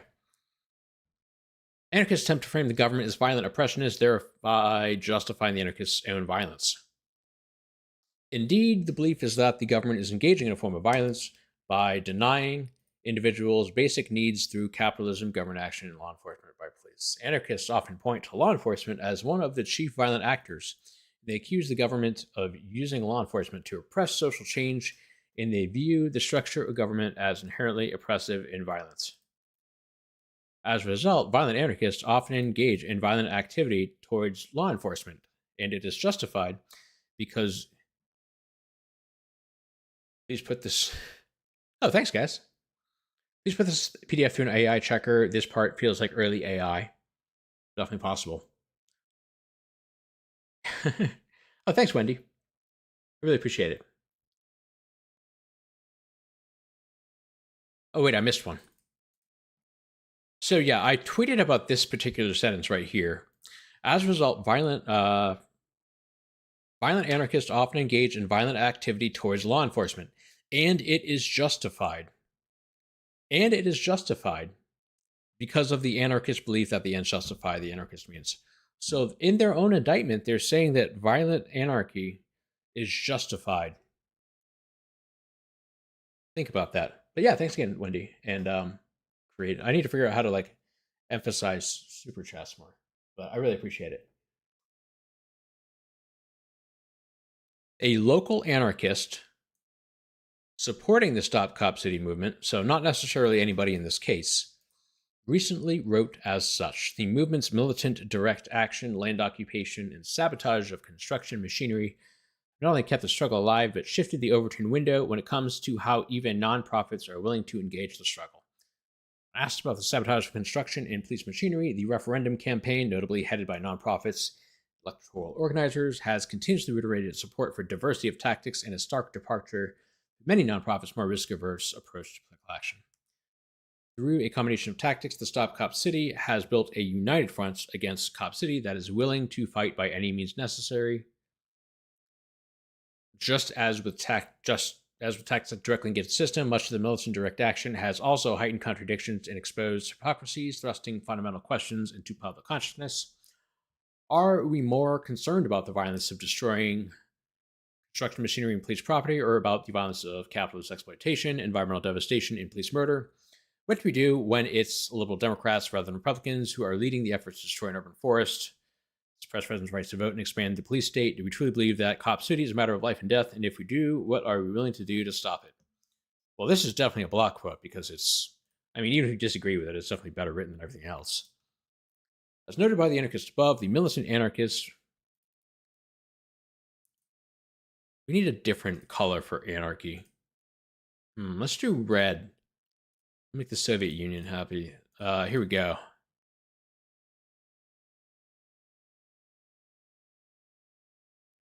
Engage violence, bring attention to their goals and their perceived government violence.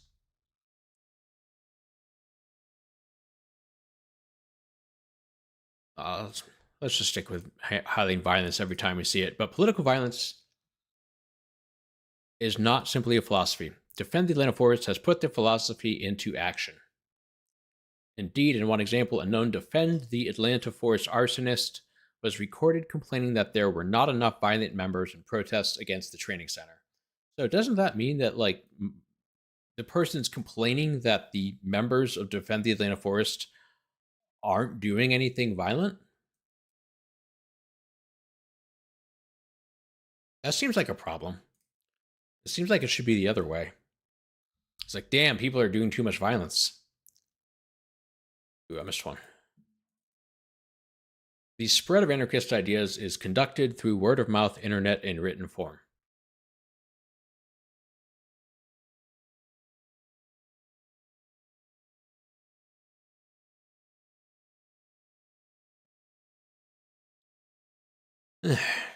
Additionally, as noted later in this indictment, Defend the Atlanta Forest anarchists target and recruit individuals with a certain personal profile. What does that mean? Once these individuals have been recruited, members of Defend the Atlanta Forest also promote anarchist ideas through written documents and word of mouth.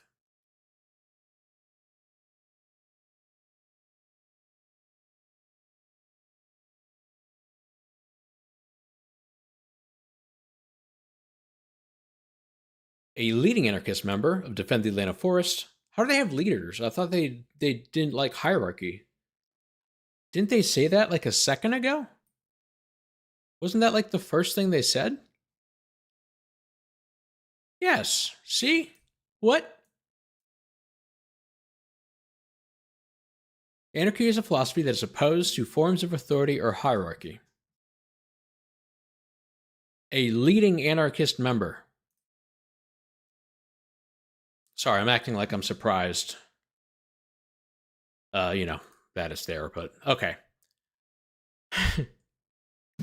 A leading anarchist member of Defend the Atlanta Forest wrote that they recruit and radicalize liberals by providing subversive narrative without encouraging state solutions. Other written documents, colloquially known as zines, promote anarchist ideas. This is getting, like, why would you put this in here if you're worried about a First Amendment challenge? That's just dumb. Anarchist documents located with the Defend the Atlanta Forest group decry capitalism in any form, condemn government, and cast all law enforcement as violent murderers. This is also a terrible sentence if you're trying to avoid a First Amendment challenge. The documents subsequently often conclude that the remedy for the perceived repression conducted by government as to do act of violence. This is also not good for a First Amendment challenge. These anarchist zines have been located throughout the forest areas occupied by the so-called forest defenders, in addition to other locations where anarchists are known to be. What does that mean? What are these other locations where anarchists are known to be? The roof of a Waffle House? I mean, what?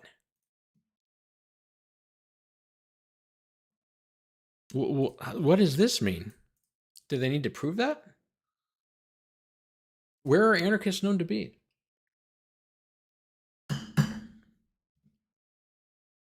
You're not going to trigger me with Starbucks again. That's not happening. In addition to handing out documents, again, this is like the most First Amendment of First Amendment things you could put into a complaint. It's freedom of association and freedom of speech. I did say the roof of the Waffle House. That was so in the Christopher Wolfenbarger case, there were some activities transpiring on the roof of a Waffle House. Oh, you know what I'm talking about. Okay, yes. I understand that the roof of a Waffle House is where people interact in the Atlanta area sometimes. They very closely interact and get to know each other. And they choose to exercise their freedom of association on the roof of a Waffle House in very, very close ways.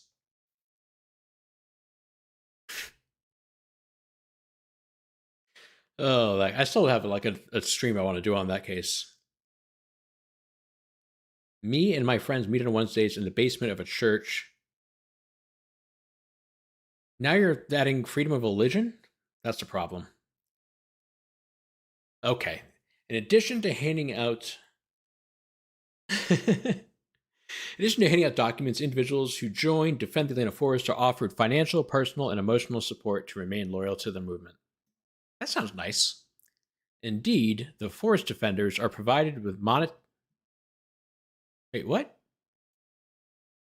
Didn't you just say that?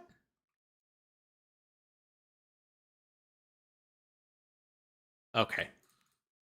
During their occupation of the forest, during their incarceration, and after their incarceration. Discussions of support often refer to providing mutual aid and solidarity. Okay. In addition to providing monetary and emotional support, it's like they only know how to use one word at a time. There is preparation for arrest. Most forest defenders are aware that they are preparing to break the law, and this is demonstrated by premeditation of attacks.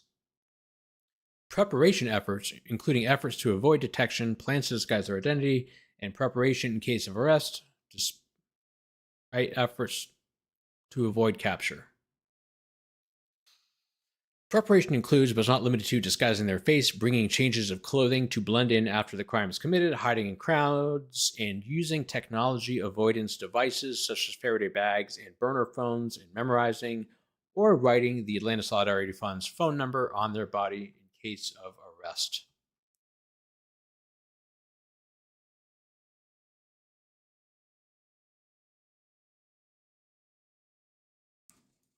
Learning a phone number. Shortly afterward, after something, in an effort to delegitimize the facts as relayed by law enforcement, because if it's relayed by law enforcement, it's legitimate, obviously. Then you have to delegitimize it. And to keep the loyalty of the forest, this is supposed to be defenders, which is kind of funny. Members of Defend the Atlanta Forest often contact news media and flood social media with claims that their unlawful actions are protected by the First Amendment. So this is the most First Amendment to ever First Amendment. You're allowed to say those things. After arrest, emotional and personal support is offered through letter writing campaigns and encouragements of solidarity. Okay, which is fine. In doing so, this offers emotional support. Okay, you just said that.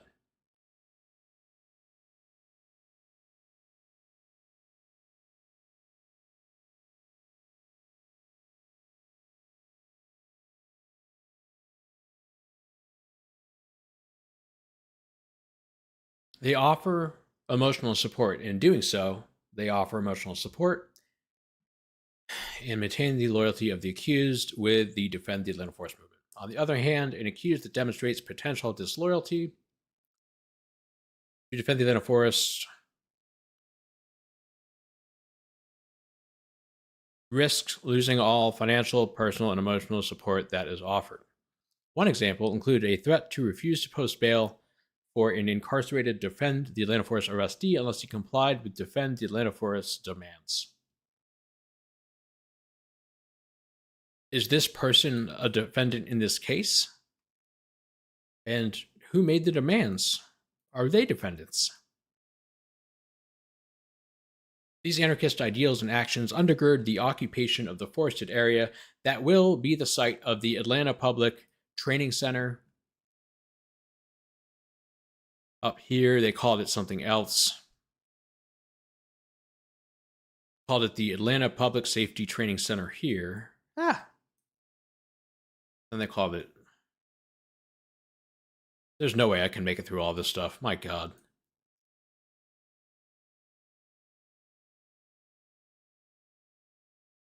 Gee, how this is so long. The Atlanta Public Training Center, not public safety. Beginnings of Defend the Atlanta Forest enterprise.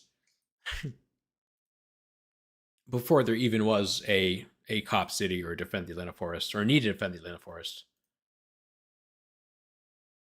It obviously began in 2020. The beginnings of the anarchist Defend the Atlanta Forest movement formed. The beginnings formed or the movement formed? The beginnings of the anarchist Defend the Atlanta Forest movement formed in 2020 following the high-profile killing of George Floyd.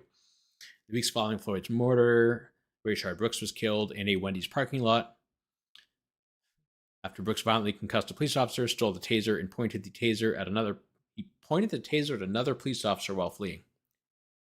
While the Brooks shooting was justified, it caused anti-police violence tensions to boil over, and it further inflamed political tensions.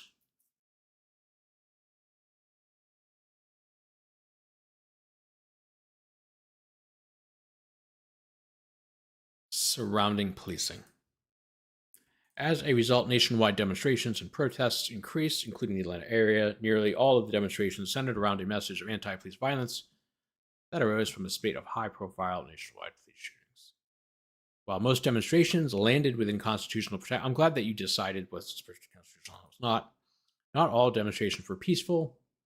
In the aftermath of Floyd's murder and shortly after Brooks's murder, a 24-hour autonomous zone was formed in the areas surrounding the Wendy's where Brooks was killed. The Wendy's was burned to the ground by protesters, and the zone began to be occupied by individuals who are heavily armed with rifles, shotguns, and handguns. I guess it is a Wendy's here, not a Waffle House. Within the area of the autonomous zone was a significant population of armed blood street gang members.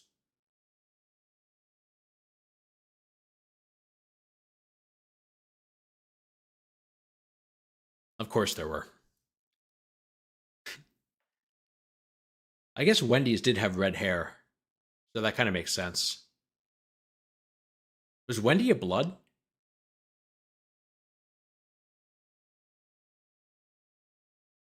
They have Frosties, not ice cream, right? So there's no C. Huh. Is Wendy a blood? She might be. As part of this autonomous zone, busy public roads were blocked by these armed individuals and gang members, effectively creating a checkpoint Charlie. I don't know what that is. I'm guessing it's a reference I just don't get. In downtown Atlanta. On July 4th, the zone reached its pinnacle of violence. A MARTA bus had guns drawn on it as it pulled up to the autonomous zone. Several hours later, when a couple drove up to a barricade, a shotgun was pointed at them and they were forced to turn around. While they were turning around, a rifle was pointed at them by another zone occupant to ensure that they left the area. What does any of this? Oh God. Is Wendy a hybrid? Dinosaur B's and some C's with us. That's the problem. It's a hybrid gang. It's all coming together. While they were turning around, a rifle was pointed at them by another zone occupant to ensure that they left the area. Minutes later, an innocent 8-year-old would be shot and killed by armed gang members of the autonomous zone. What does this mean? Gang members of the autonomous zone. Like, and if they're gang members, they're already part of an organization. I mean, I'm sure they're not, but it has nothing to do with Defend the Atlanta Forest. A car occupied by Scoria Turner and their mother bypassed a checkpoint and gang members fired on the car. So it's the Bloods? In the 23 days that the autonomous zone exists in Atlanta, the occupants promoted violence centered around an anti-police sentiment. Checkers, that's a good call. Meanwhile, anti-government anarchists in Atlanta recognized an opportunity to rally against law enforcement. On July 5th, the night after Scoria Turner's death, and during evening demonstrations, police violence mass demonstrators attacked the Georgia Department of Public Safety headquarters. Department of Public Safety headquarters houses the Georgia State Patrol. The mass demonstrators echoed a familiar theme, an extreme anti-police message. DPS headquarters was vandalized using thrown rocks and other objects. The attack did not stop with vandalizing, however, as it escalated into a known anarchist hurling a Molotov cocktail through a window. The ensuing fire resulted in 2 employees suffering injuries and the building catching fire. See, exactly. This is what they were talking about. You can just charge this as a crime. Like, this is a crime in and of itself. You can just charge the people who threw the Molotov cocktail. Like, that's really easy. You just charge them for, I don't know, probably arson, I guess? Kind of battery or something? You don't have to make it a 61 defendant RICO. Demonstrations and protests eventually ended. Oh, hey, Wendy. I didn't realize that. Yeah, seriously, Aaron. Somebody called Viverito. An undercurrent of threatening violent anti-police sentiment persisted with some individuals, I don't know if they're defendants, including those that make up Defend the Atlanta Forest. But these people weren't even, a lot of these people weren't in Atlanta. So this cannot possibly be true. It's okay, Viverito doesn't tell the truth, so you don't need to worry about it. And it remains as one of Defend the Atlanta Forest's core driving motives. But many of them weren't in the Atlanta area at this time. So it just can't be right. That's okay. We're just going to keep going. In April of 21, Keisha Lance Bottoms announced the lease of 381 acres in DeKalb County from the Atlanta Police Foundation for the purpose of building a training facility. The lease was approved by a 10-4, that's kind of funny, 10-4 vote during an open meeting. The land will be used for development of a police/fire training facility. The purpose of the police training site is to better train police to deal with Atlanta's increase in violence, while also training law enforcement in de-escalation techniques that avoid unnecessary violence. You know what? Instead of building a police training facility, you know what they could have done? They could have bought locks and put them on the jail. Because if you just lock the doors in the jail, that'll go a long way towards reducing crime. You don't need a whole training facility to do that either. Instead of building an 85-acre training facility, you could really just do that. Because if the jail doors lock, that would cut into your trouble right there. Exactly. The plumbing, maybe the laundry. There are a lot of things you can do.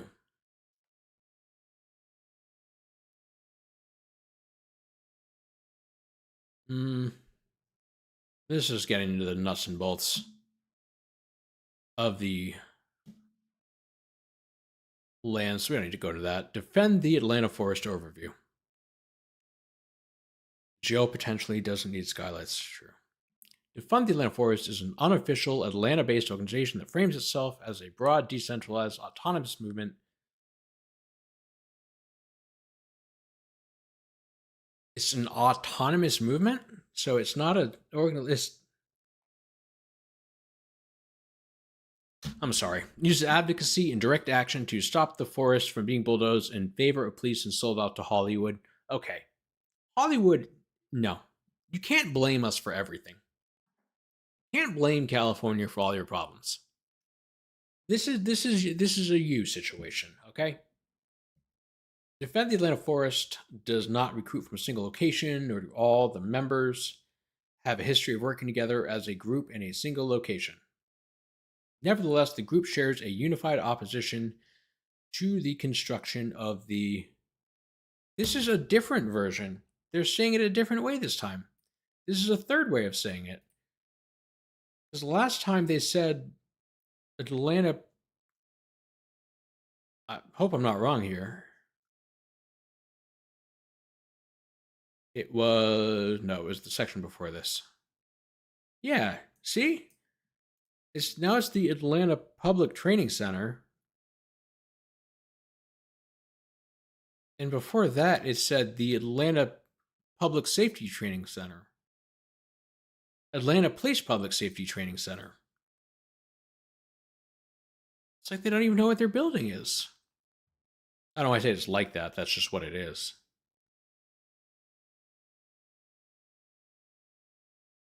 Atlanta Police Public Safety Training Center. I think that was what they said the first time. Atlanta Police, yeah. What did that one say? Oh, now it's just the training center, which is, would be okay.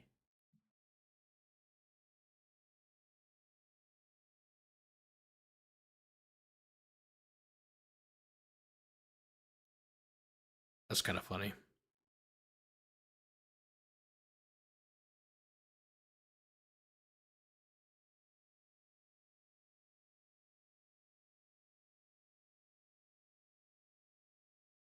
Land swap. Okay. Construction companies, sort of project.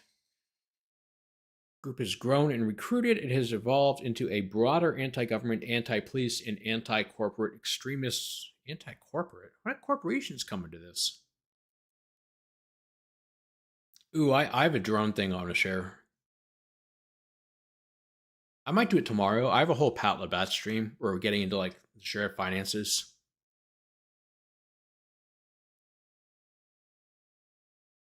But I got some drone stuff I'm going to be talking about.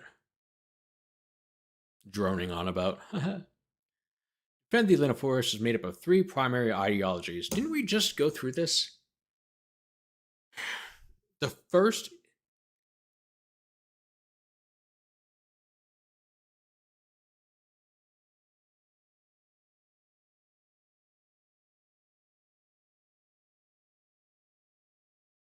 First ideology is an anti-law enforcement. The first ideology is an anti-law enforcement ideology that attempts to push a narrative that all police are violent, militant individuals that frequently use excessive force and violence against innocent citizens. The goal of this ideology is the elimination of police forces in their entirety. Again, this has nothing to do with this case. The second ideology is protection of the environment at all costs. This ideology promotes the belief that the environment has the same rights as humans, and therefore violence is acceptable to defend the environment. The Defend the Atlanta Forest organization has acknowledged that they embrace this extremist ideology. This is demonstrated by the group's justification of shooting a Georgia state trooper. Tortuguita died trying to kill a cop in defense of the Weelaunee Forest. I think this is just objectively true. That is what he was trying to do. That is when he was killed. So that's not really a justification. The third ideology... Oh, hey, Mary. Yeah, no problem. Ugh, I'm getting kind of tired, too. I gotta wind down.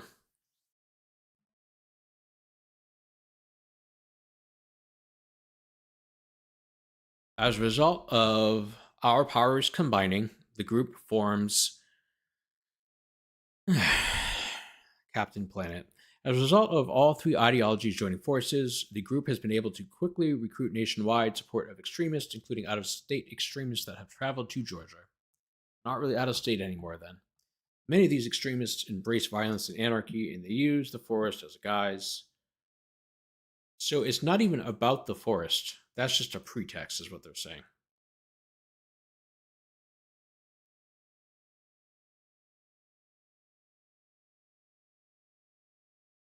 This is just making me sad. I can't even read this.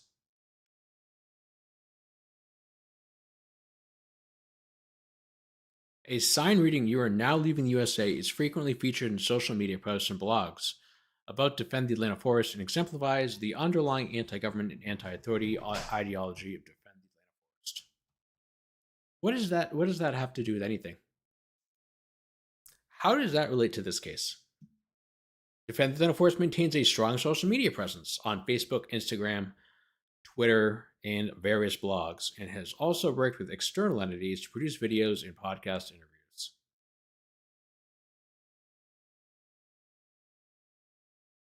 So who are these external entities?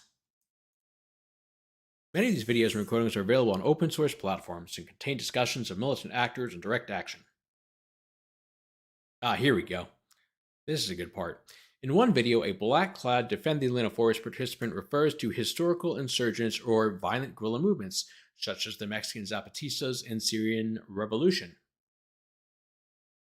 as a reference point for strategy, and to anchor smaller movements to larger revolutions. The black-clad... Why does it matter that he's wearing black? Kind of strange. Defend the Atlanta Forest participant, I don't know if that's a defendant, though, states that the fate of the Kurdish revolutionaries in Kobani and Syria all of these places, it was partially determined by the bloodbath in Damascus and Aleppo. I think that with I think that with the current movement here, it's clear to me that the fate of the South River Relaunting Forest will be determined in Midtown, Atlanta, and it will be determined in Chicago and in New York and in Los Angeles. Leave me out of this. And in Seattle. The same black-clad Defend the Atlanta Forest participant goes on to detail the role of sabotage militant actors in the Defend the Atlanta Forest. Why is this block quote in single spacing? Because I'm pretty sure the other ones were all double spaced.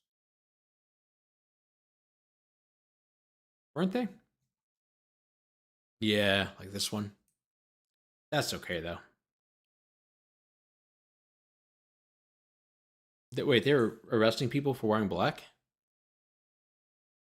So slumming, though.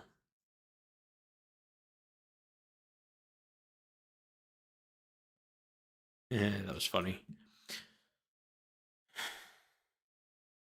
The Defend the Atlanta Forest strategy, drawn from the Art of War by Sun Tzu, is to attack the strategy and allies of your enemy in order to separate the subcontractors from the contractor from the APF. Where does this quote come from? I'm pretty sure it's not Sun Tzu.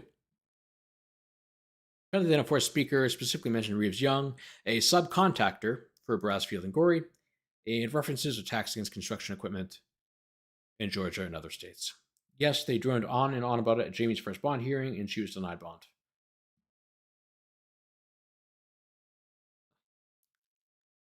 Oh, my goodness.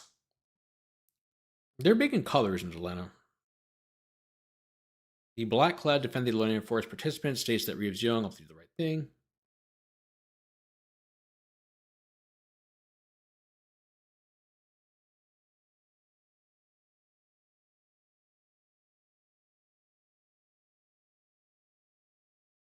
Defend the Atlanta Forest in the struggle plays a larger role in the climate crisis in which a petroleum-based global capitalist structure is propped up with tear gas and violence. Is this supposed to be part of a quote? It seems like they just said this on their own. To prevent this domination, Defend the Atlanta Forest is going to have to get our hands dirty. We're going to have to do this ourselves.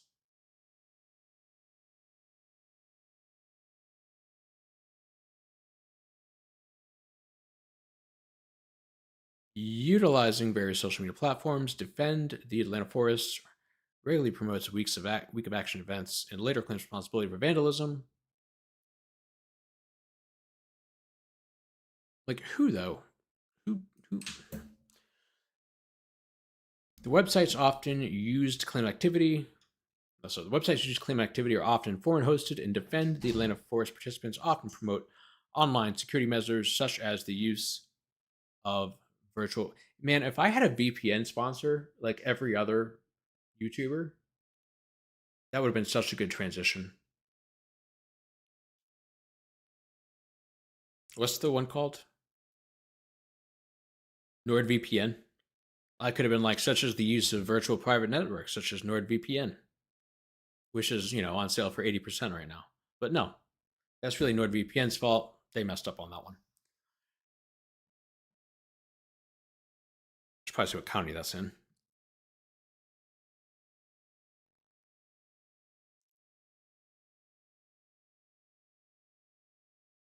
Ooh, here we go. This is a relevant part.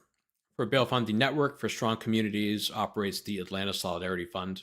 That'll come up during the trial. That's not going to happen, I assume. Network for Strong Communities is the, hey, Nick. Yes, it is very green. I got monetized yesterday.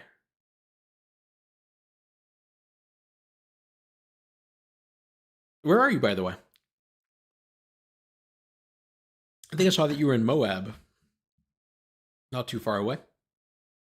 I mean, it is pretty far, but...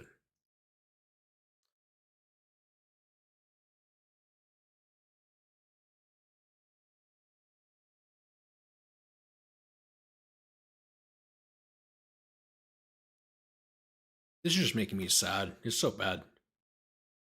I guess this is probably the money laundering part. Oh, not what I meant to do. Oh, that reminds me. If you ever have a document that gets shared on Twitter, you'd be surprised how often lawyers will redact documents by just doing this. By just like highlighting something in black or by putting like a black box. Yeah, it was just yesterday. By like putting a black box over something. So if you, outside of Salinas, if you download the document that is redacted, there are a couple things that you can do. A lot of times you can select the text behind the blacked out portion. The other things, a lot of times you can just delete the redactions. You'd be surprised how often it happens.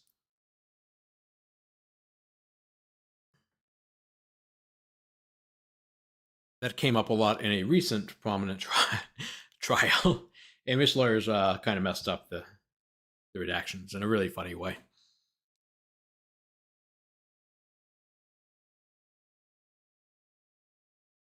Yes, Matt, I think you know what I'm talking about, Matthew. But yeah, you can just delete it.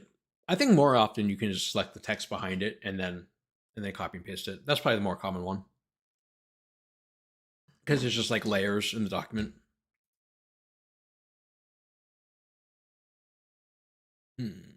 So this is all probably going to be the money laundering stuff that's going to be deleted.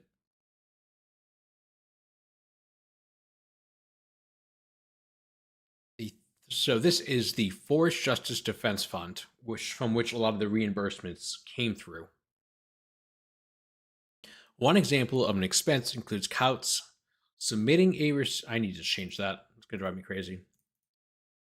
For handheld radios so that forest defenders can communicate without using cell phones. Submitted the receipt, approved his own submission, and he received reimbursement for that expense. I mean, I guess somebody else should sign off on it, but I mean, we're talking about like a thoroughly documented transaction here. This makes me think it's legitimate, not illegitimate. Other examples include food supplies, camping equipment, rope. Oh, you see they have both rope and climbing equipment, because rope obviously isn't climbing equipment. Ammunition, gear, surveillance equipment, tools, which is like all of these things, building supplies, a drone, and other items used to occupy the forest.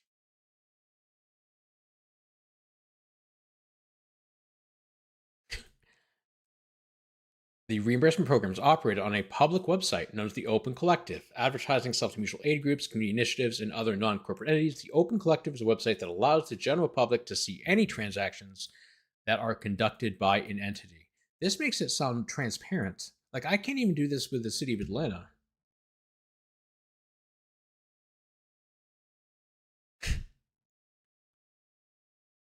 Oh my goodness. This is mostly the money laundering stuff that disappeared. Let's get through this. Communication from Defend the Atlanta Forest Management is conducted in many ways. Usually is. Often cloaked in secrecy using sophisticated technology aimed at preventing law enforcement from viewing their communication and preventing recovery of the information. Members often use the dark web via Tor, onion router, use end-to-end encrypted messaging apps, Signal or Telegram, or use handheld radios such as walkie-talkies.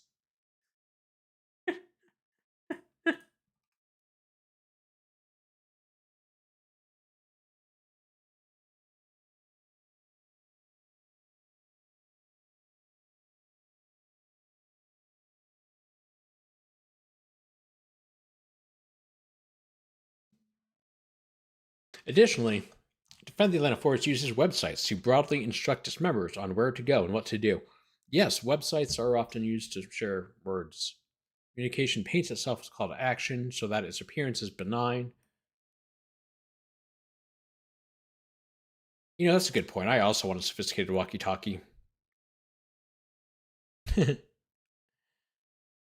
Oh my goodness. A loose network of homes and buildings around the East Atlanta area serve as places where members can receive mutual aid and remain in solidarity. This just sounds like a neighborhood, but whatever.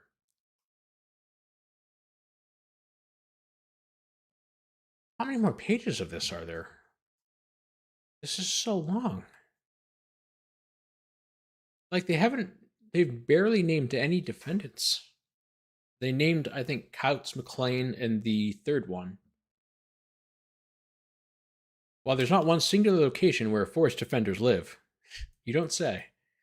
An area existed for a period of time that the forest defenders called the living room. This is in the forest. As its name implies, is an area, a Patterson, that's right, where forest defenders gathered as if living inside of a house. So stupid. In addition to a so-called living room, the area had a rudimentary bathroom where a toilet seat was attached to 4 vertical plastic poles to emulate a very basic toilet. It sat above a crude hole in the ground, as opposed to a sophisticated hole in the ground, so that a toilet user's waste would fall into the hole. In themes consistent with anarchy and anti-police sentiment, a painted sign titled the bathroom and toilet as 9/11 Memorial. Okay, obviously this has nothing to do with the case, and this is just purely to inflame the sentiments of the jury. And even if you're offended by 9/11 Memorial being used in this way, you should be more offended by the fact that these prosecutors, these so-called public servants, are just so clearly abusing the judicial process like this. Like, this is more like contrary to law and order than anything that's allowed to have been done by the forest defenders.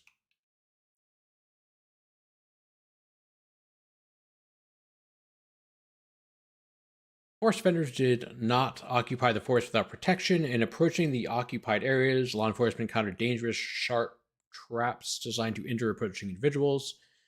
Various ingredients for making Molotov cocktails were located. Isn't that just like liquor and a rag? Okay. In addition to a rudimentary pipe bomb that had not been completed, so not a pipe bomb in a bottle of vodka. That's what you found. In one incident, a civilian metal scrapper was trapped and held at gunpoint, forced to leave a forested area simply because he entered the premises to collect scrap metal. See, okay, fine, that's a crime. If he was trapped and held at gunpoint, that's a crime. You can charge that. There you go. Some act as scouts. They watch for law enforcement or any threat, and intelligence is spread in end-to-end encrypted texts or walkie-talkies.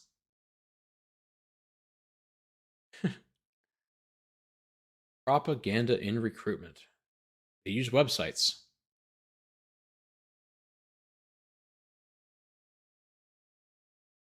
Oh, the Scenes blog. An extremist anarchist website known as the Scenes blog raises money for the network for strong communities and promotes violent anarchy. The Scenes blog is a website that claims responsibility for violence and property damage done in furtherance of the movement to stop the building of the training center. This site advocates and calls for additional violence in government corporations, urges violence ahead of government meetings, blah, blah, blah, blah, blah. The site is tied to the Defend the Atlanta Forest movement in many ways, including raising money for the Network for Strong Communities, acknowledging that it is based in Atlanta and centering itself around the Stop Cop City movement.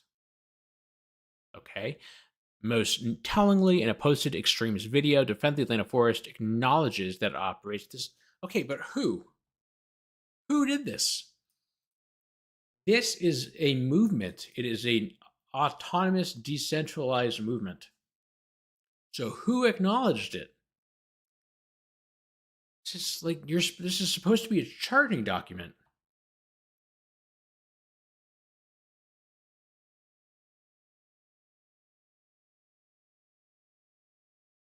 This is me right now reading this. Oh, I'm going to be wrapping up soon, in Factual Life. Got pretty much the whole thing. But yeah, I'll talk to you soon. Anarchist zines instruct its members on how to effectively promote its political messages. What? While also promoting the false idea that the group is nonviolent. These publications are used to teach and influence Defend the Atlanta Force members and recruits on how to deal with media to promote its political message. Talking to the Media, a guide for anarchists. Telling its members to have extremely low expectations of the media. This, yeah. Well, I mean, hey, this is, I gotta say, you know, telling its members to have extremely low expectations of the media. The zines paint the media as its enemy by writing that you are a carnival freak for Homo journalisticus. That's not very, very clever. That's bad writing. Like, come on. And tells the reader that the media will immediately condescend to them. Probably true. As such, the publications instruct the Defend the Atlanta Force member how to instruct them how to manipulate the media to take up as much column space or television time as possible. Following these instructions, Defend the Atlanta Force holds media-attended press conference. This is the only kind of press conference that has ever existed anywhere. Because really, the media attendance is what makes it a press conference.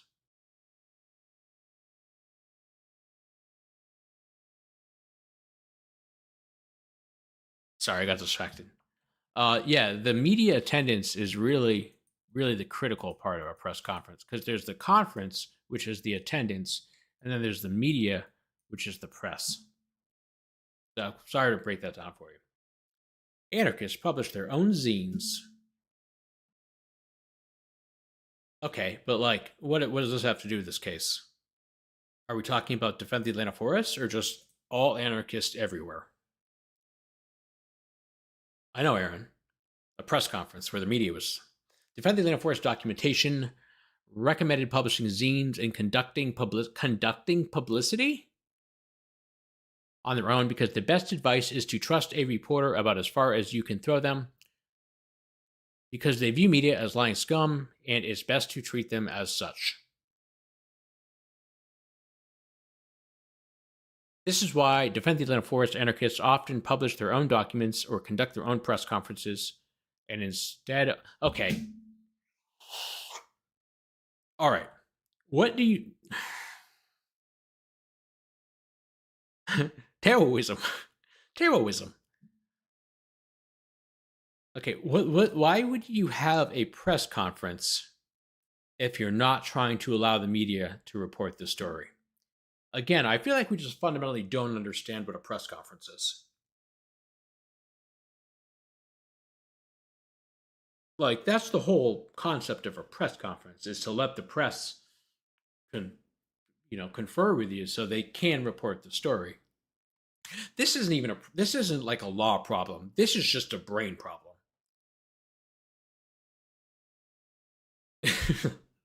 No disagreement there, Kat. One of the most common false narratives promoted by Defend the Atlanta Forest is that of police aggression. That's not a narrative, first of all. Second of all, there's an Atlanta police officer who just lost I think it was a $50 million judgment for excessive force. So that's also the same officer that arrested Antonio Sledge for possession of a firearm by a convicted felon. He has the largest brutality judgment in the history of the state of Georgia. So a great guy who's very trustworthy. Aside from doing this a lot, the purpose of this disinformation campaign, is this a press conference? You get a press conference. Sorry. The purpose of this disinformation campaign is to turn public opinion against law enforcement. Thus, this indictment is doing a great job of turning public opinion against law enforcement. This whole document that we're looking at is doing a far better job than a zine, thus justifying their violence and destruction of property on or about January 18th. But this isn't a part of the indictment. Again,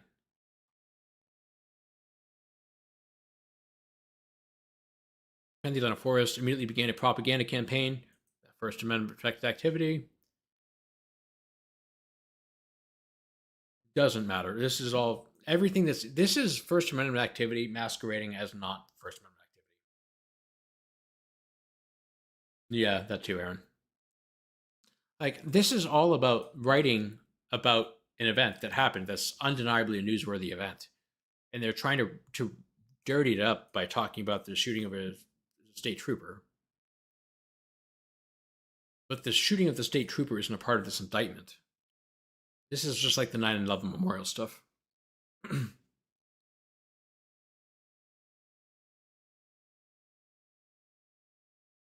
like, this isn't very subtle. Also, what do you mean admitted that its member shot? So it's not even disputed? So why you... Despite its efforts to sway public opinion with false information, evidence demonstrated that the Defend the Atlanta Forest member shot the trooper first. And a scenes blog admitted that its member shot first. So how are they trying to sway public opinion with false information if you're saying that the information that they provided was true? That's just true information. You need to get to the false information part.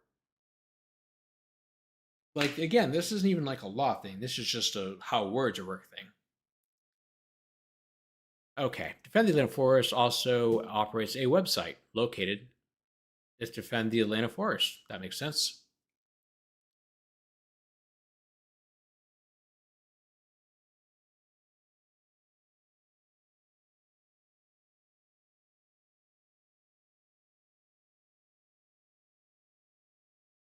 This is so annoying. The site goes on to recruit civilians, literally everybody's a civilian in this case, in support of Defend the Atlanta Forest, including inviting civilians to join the movement in person. You know who else is? Police officers are civilians, and everybody involved in this case is civilian. The prosecutors are civilians, the judges are civilian. Once a civilian joins Defend the Atlanta Forest in person, Defend the Atlanta Forest members use disinformation, incomplete information, and proper... Did I just see that phrase?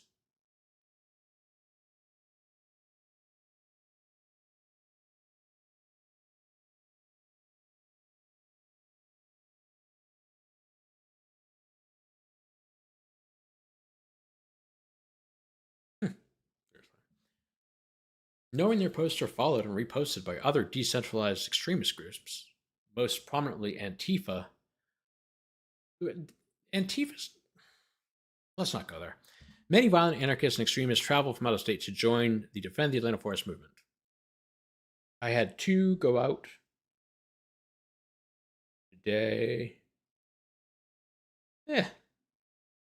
Kind of low key right now. I'm just complaining about this indictment. It's mostly just making me sad, though. I should have done it tomorrow. I didn't get to part 2. Oh, goodness.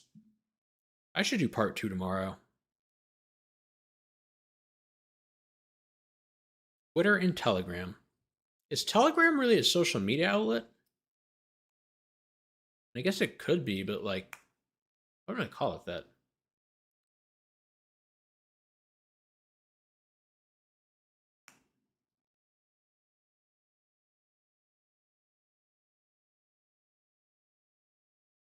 What? Sorry, I should read it before I say what. While these individuals may not share a pro-environment ideology, Defend the Atlanta Forest knowingly reaps the benefits of these violent non-Georgians. So this is a conspiracy with people who aren't in the part of the conspiracy. Okay. Using violence, threats, and property damage to intimidate businesses, governments, and civilians. All of these things, well, these are civilians, but whatever, thus promoting the anarchy movement. So we're trying to promote the anarchy movement instead of the Defend the Atlanta Forest movement. Yeah, that's what I thought, Aaron. that is a concern, Aaron. That's fair. This Defend the Atlanta Forest and its anarchists documented a general profile of the person that is desirable. Who? What? Okay. A cautious approach is highly recommended, as it recommends that how you approach potential accomplices needs to be done right. When looking for recruits, the documentation insists don't work with people who are not committed to the cause. When the stakes are high, as is with any legal direct action, trust your gut. Okay. Wait, where's this coming from? What is the documentation? What is this? What are you reading from? Oh, thanks, Aaron. I've actually done like I did like a 3-hour breakdown of this, but I want to do it again because it's more relevant now. The documentation further recommends not allowing trusted friends to vouch for others, imagining yourself as a cellmate with a recruit, and asking yourself whether your recruit would break.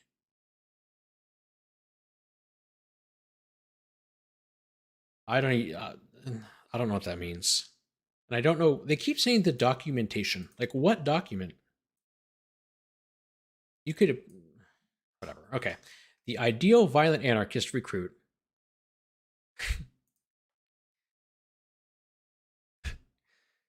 needs to be a Gemini, at least 6 feet tall. Good sense of, okay. The ideal violent anarchist recruit also has particular mental state according to documentation. Located with Defend the Atlanta Forest supporters, someone who has enough anger about the state of the world to compel them to act, but it must be someone who's not overly angry and has control of their emotions. Ideally, the person will be enthusiastic but not reckless. I mean, that's true about like pretty much everything. Additionally, they want people who are moved by their emotions, not so much by an intellectual understanding of a crisis. They need to be committed. What is this from? In addition to a personal profile, will not harm the movement by giving evidence to the government. The recruiter should make sure that they are all ready to go to jail for 5 to 30 years or life. Not less than 5, though? Okay. All cellmates should be able to discuss what would be the hardest thing for them to cope with should that happen. Supporting children, pressure from parents to capitulate, fear of being beaten in jail, or whatever. Is the indictment I don't know, man. It could be. The source is just whatever they feel like. See, okay, so this should just be a crime here. Maybe it is. Maybe they charge it separately, but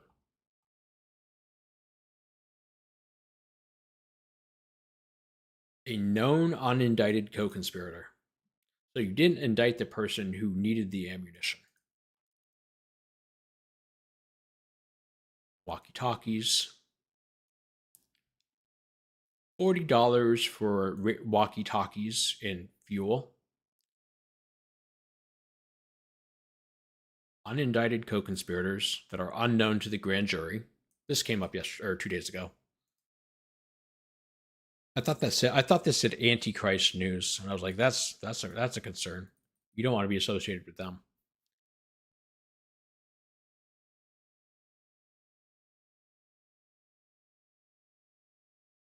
They changed the name of the facility again.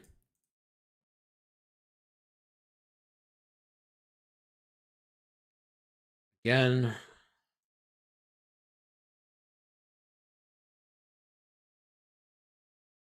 And I think I'm gonna have to come back to this whole part. I can't get through the rest of the 60 pages of this document. How long have we been going for? 3.5 hours. Yeah, I think I'm gonna call it a day. I'm wiped out. This is just making me sad. It's so bad.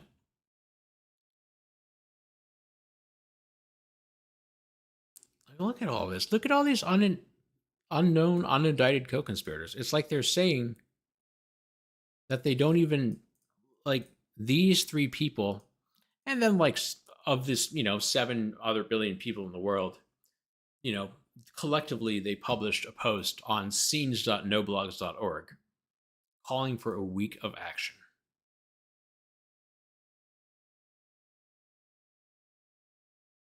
It's going down.com is actually an excellent URL.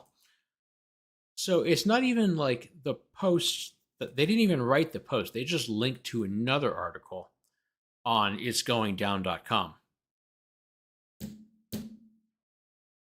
that advocates for more property damage and encouraging further property damage. So make sure that it's both of those things, both more and further property damage. I'd be worried if they advocated for property harm too, or like property destruction. Just got to be concerned about that. Exactly. Or maybe it's like a double negative. Actually, maybe you could be like, we were just trying to do damage to the damage, which is just repairing.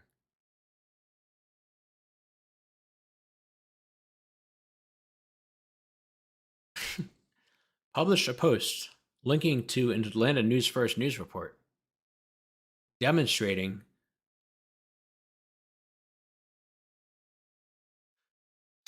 so it's a post about a news report saying we get news reports.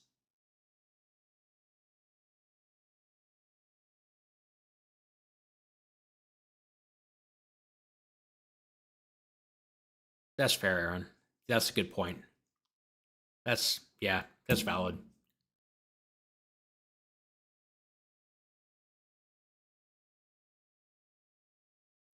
This well, again, the people that should be indicted are probably the people who need the ammo, assuming it's being used for something bad. Like those are the people you should probably know who those are. Oh my goodness.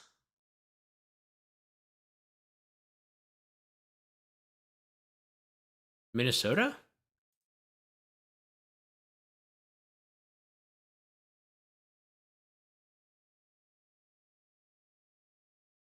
Is the ammo also liquor? That's a good point. Because I guess if we're talking about Molotov cocktails, then like a bottle of scotch is ammunition. I might have to go buy some ammunition this weekend.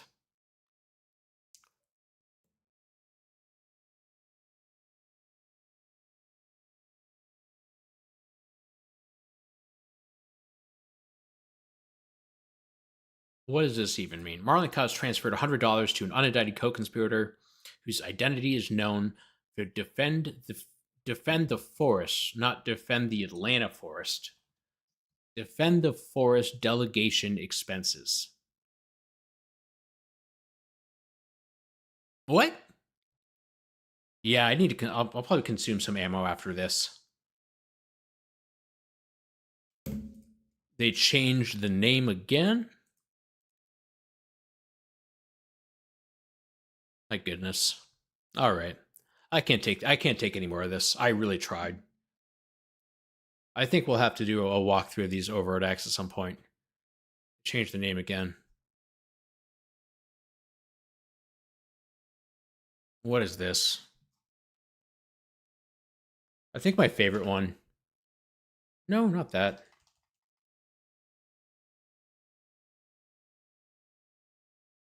No.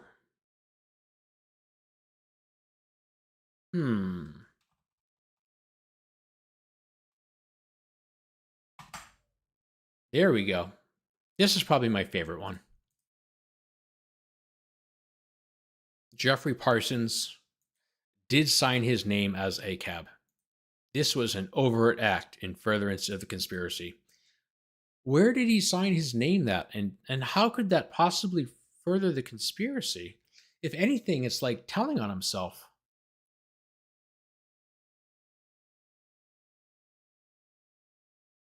I don't even understand that one at all.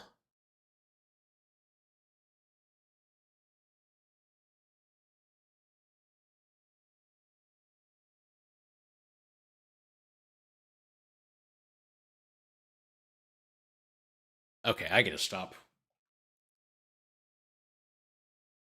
All right, everybody. I'm gonna call it a night. This is just the dumb is starting to get contagious.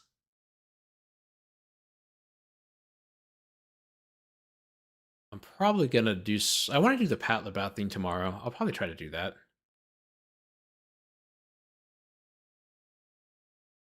Your entire team of prosecutors is a tool library. All right, everybody. I'm gonna call it a night. But thanks for watching. And if you have any ideas for tomorrow, I don't think there's gonna be a hearing, but maybe there is. Either that or I might do the Gregory King thing. Young Thug's brother, his guilty plea. I haven't watched that yet. Thanks, Aaron. Cat. I'm sorry, I keep saying I'm going to stop, but then I just... To further the occupation of the DeKalb forest? What is this? What? Okay, I'm sorry. I'm done.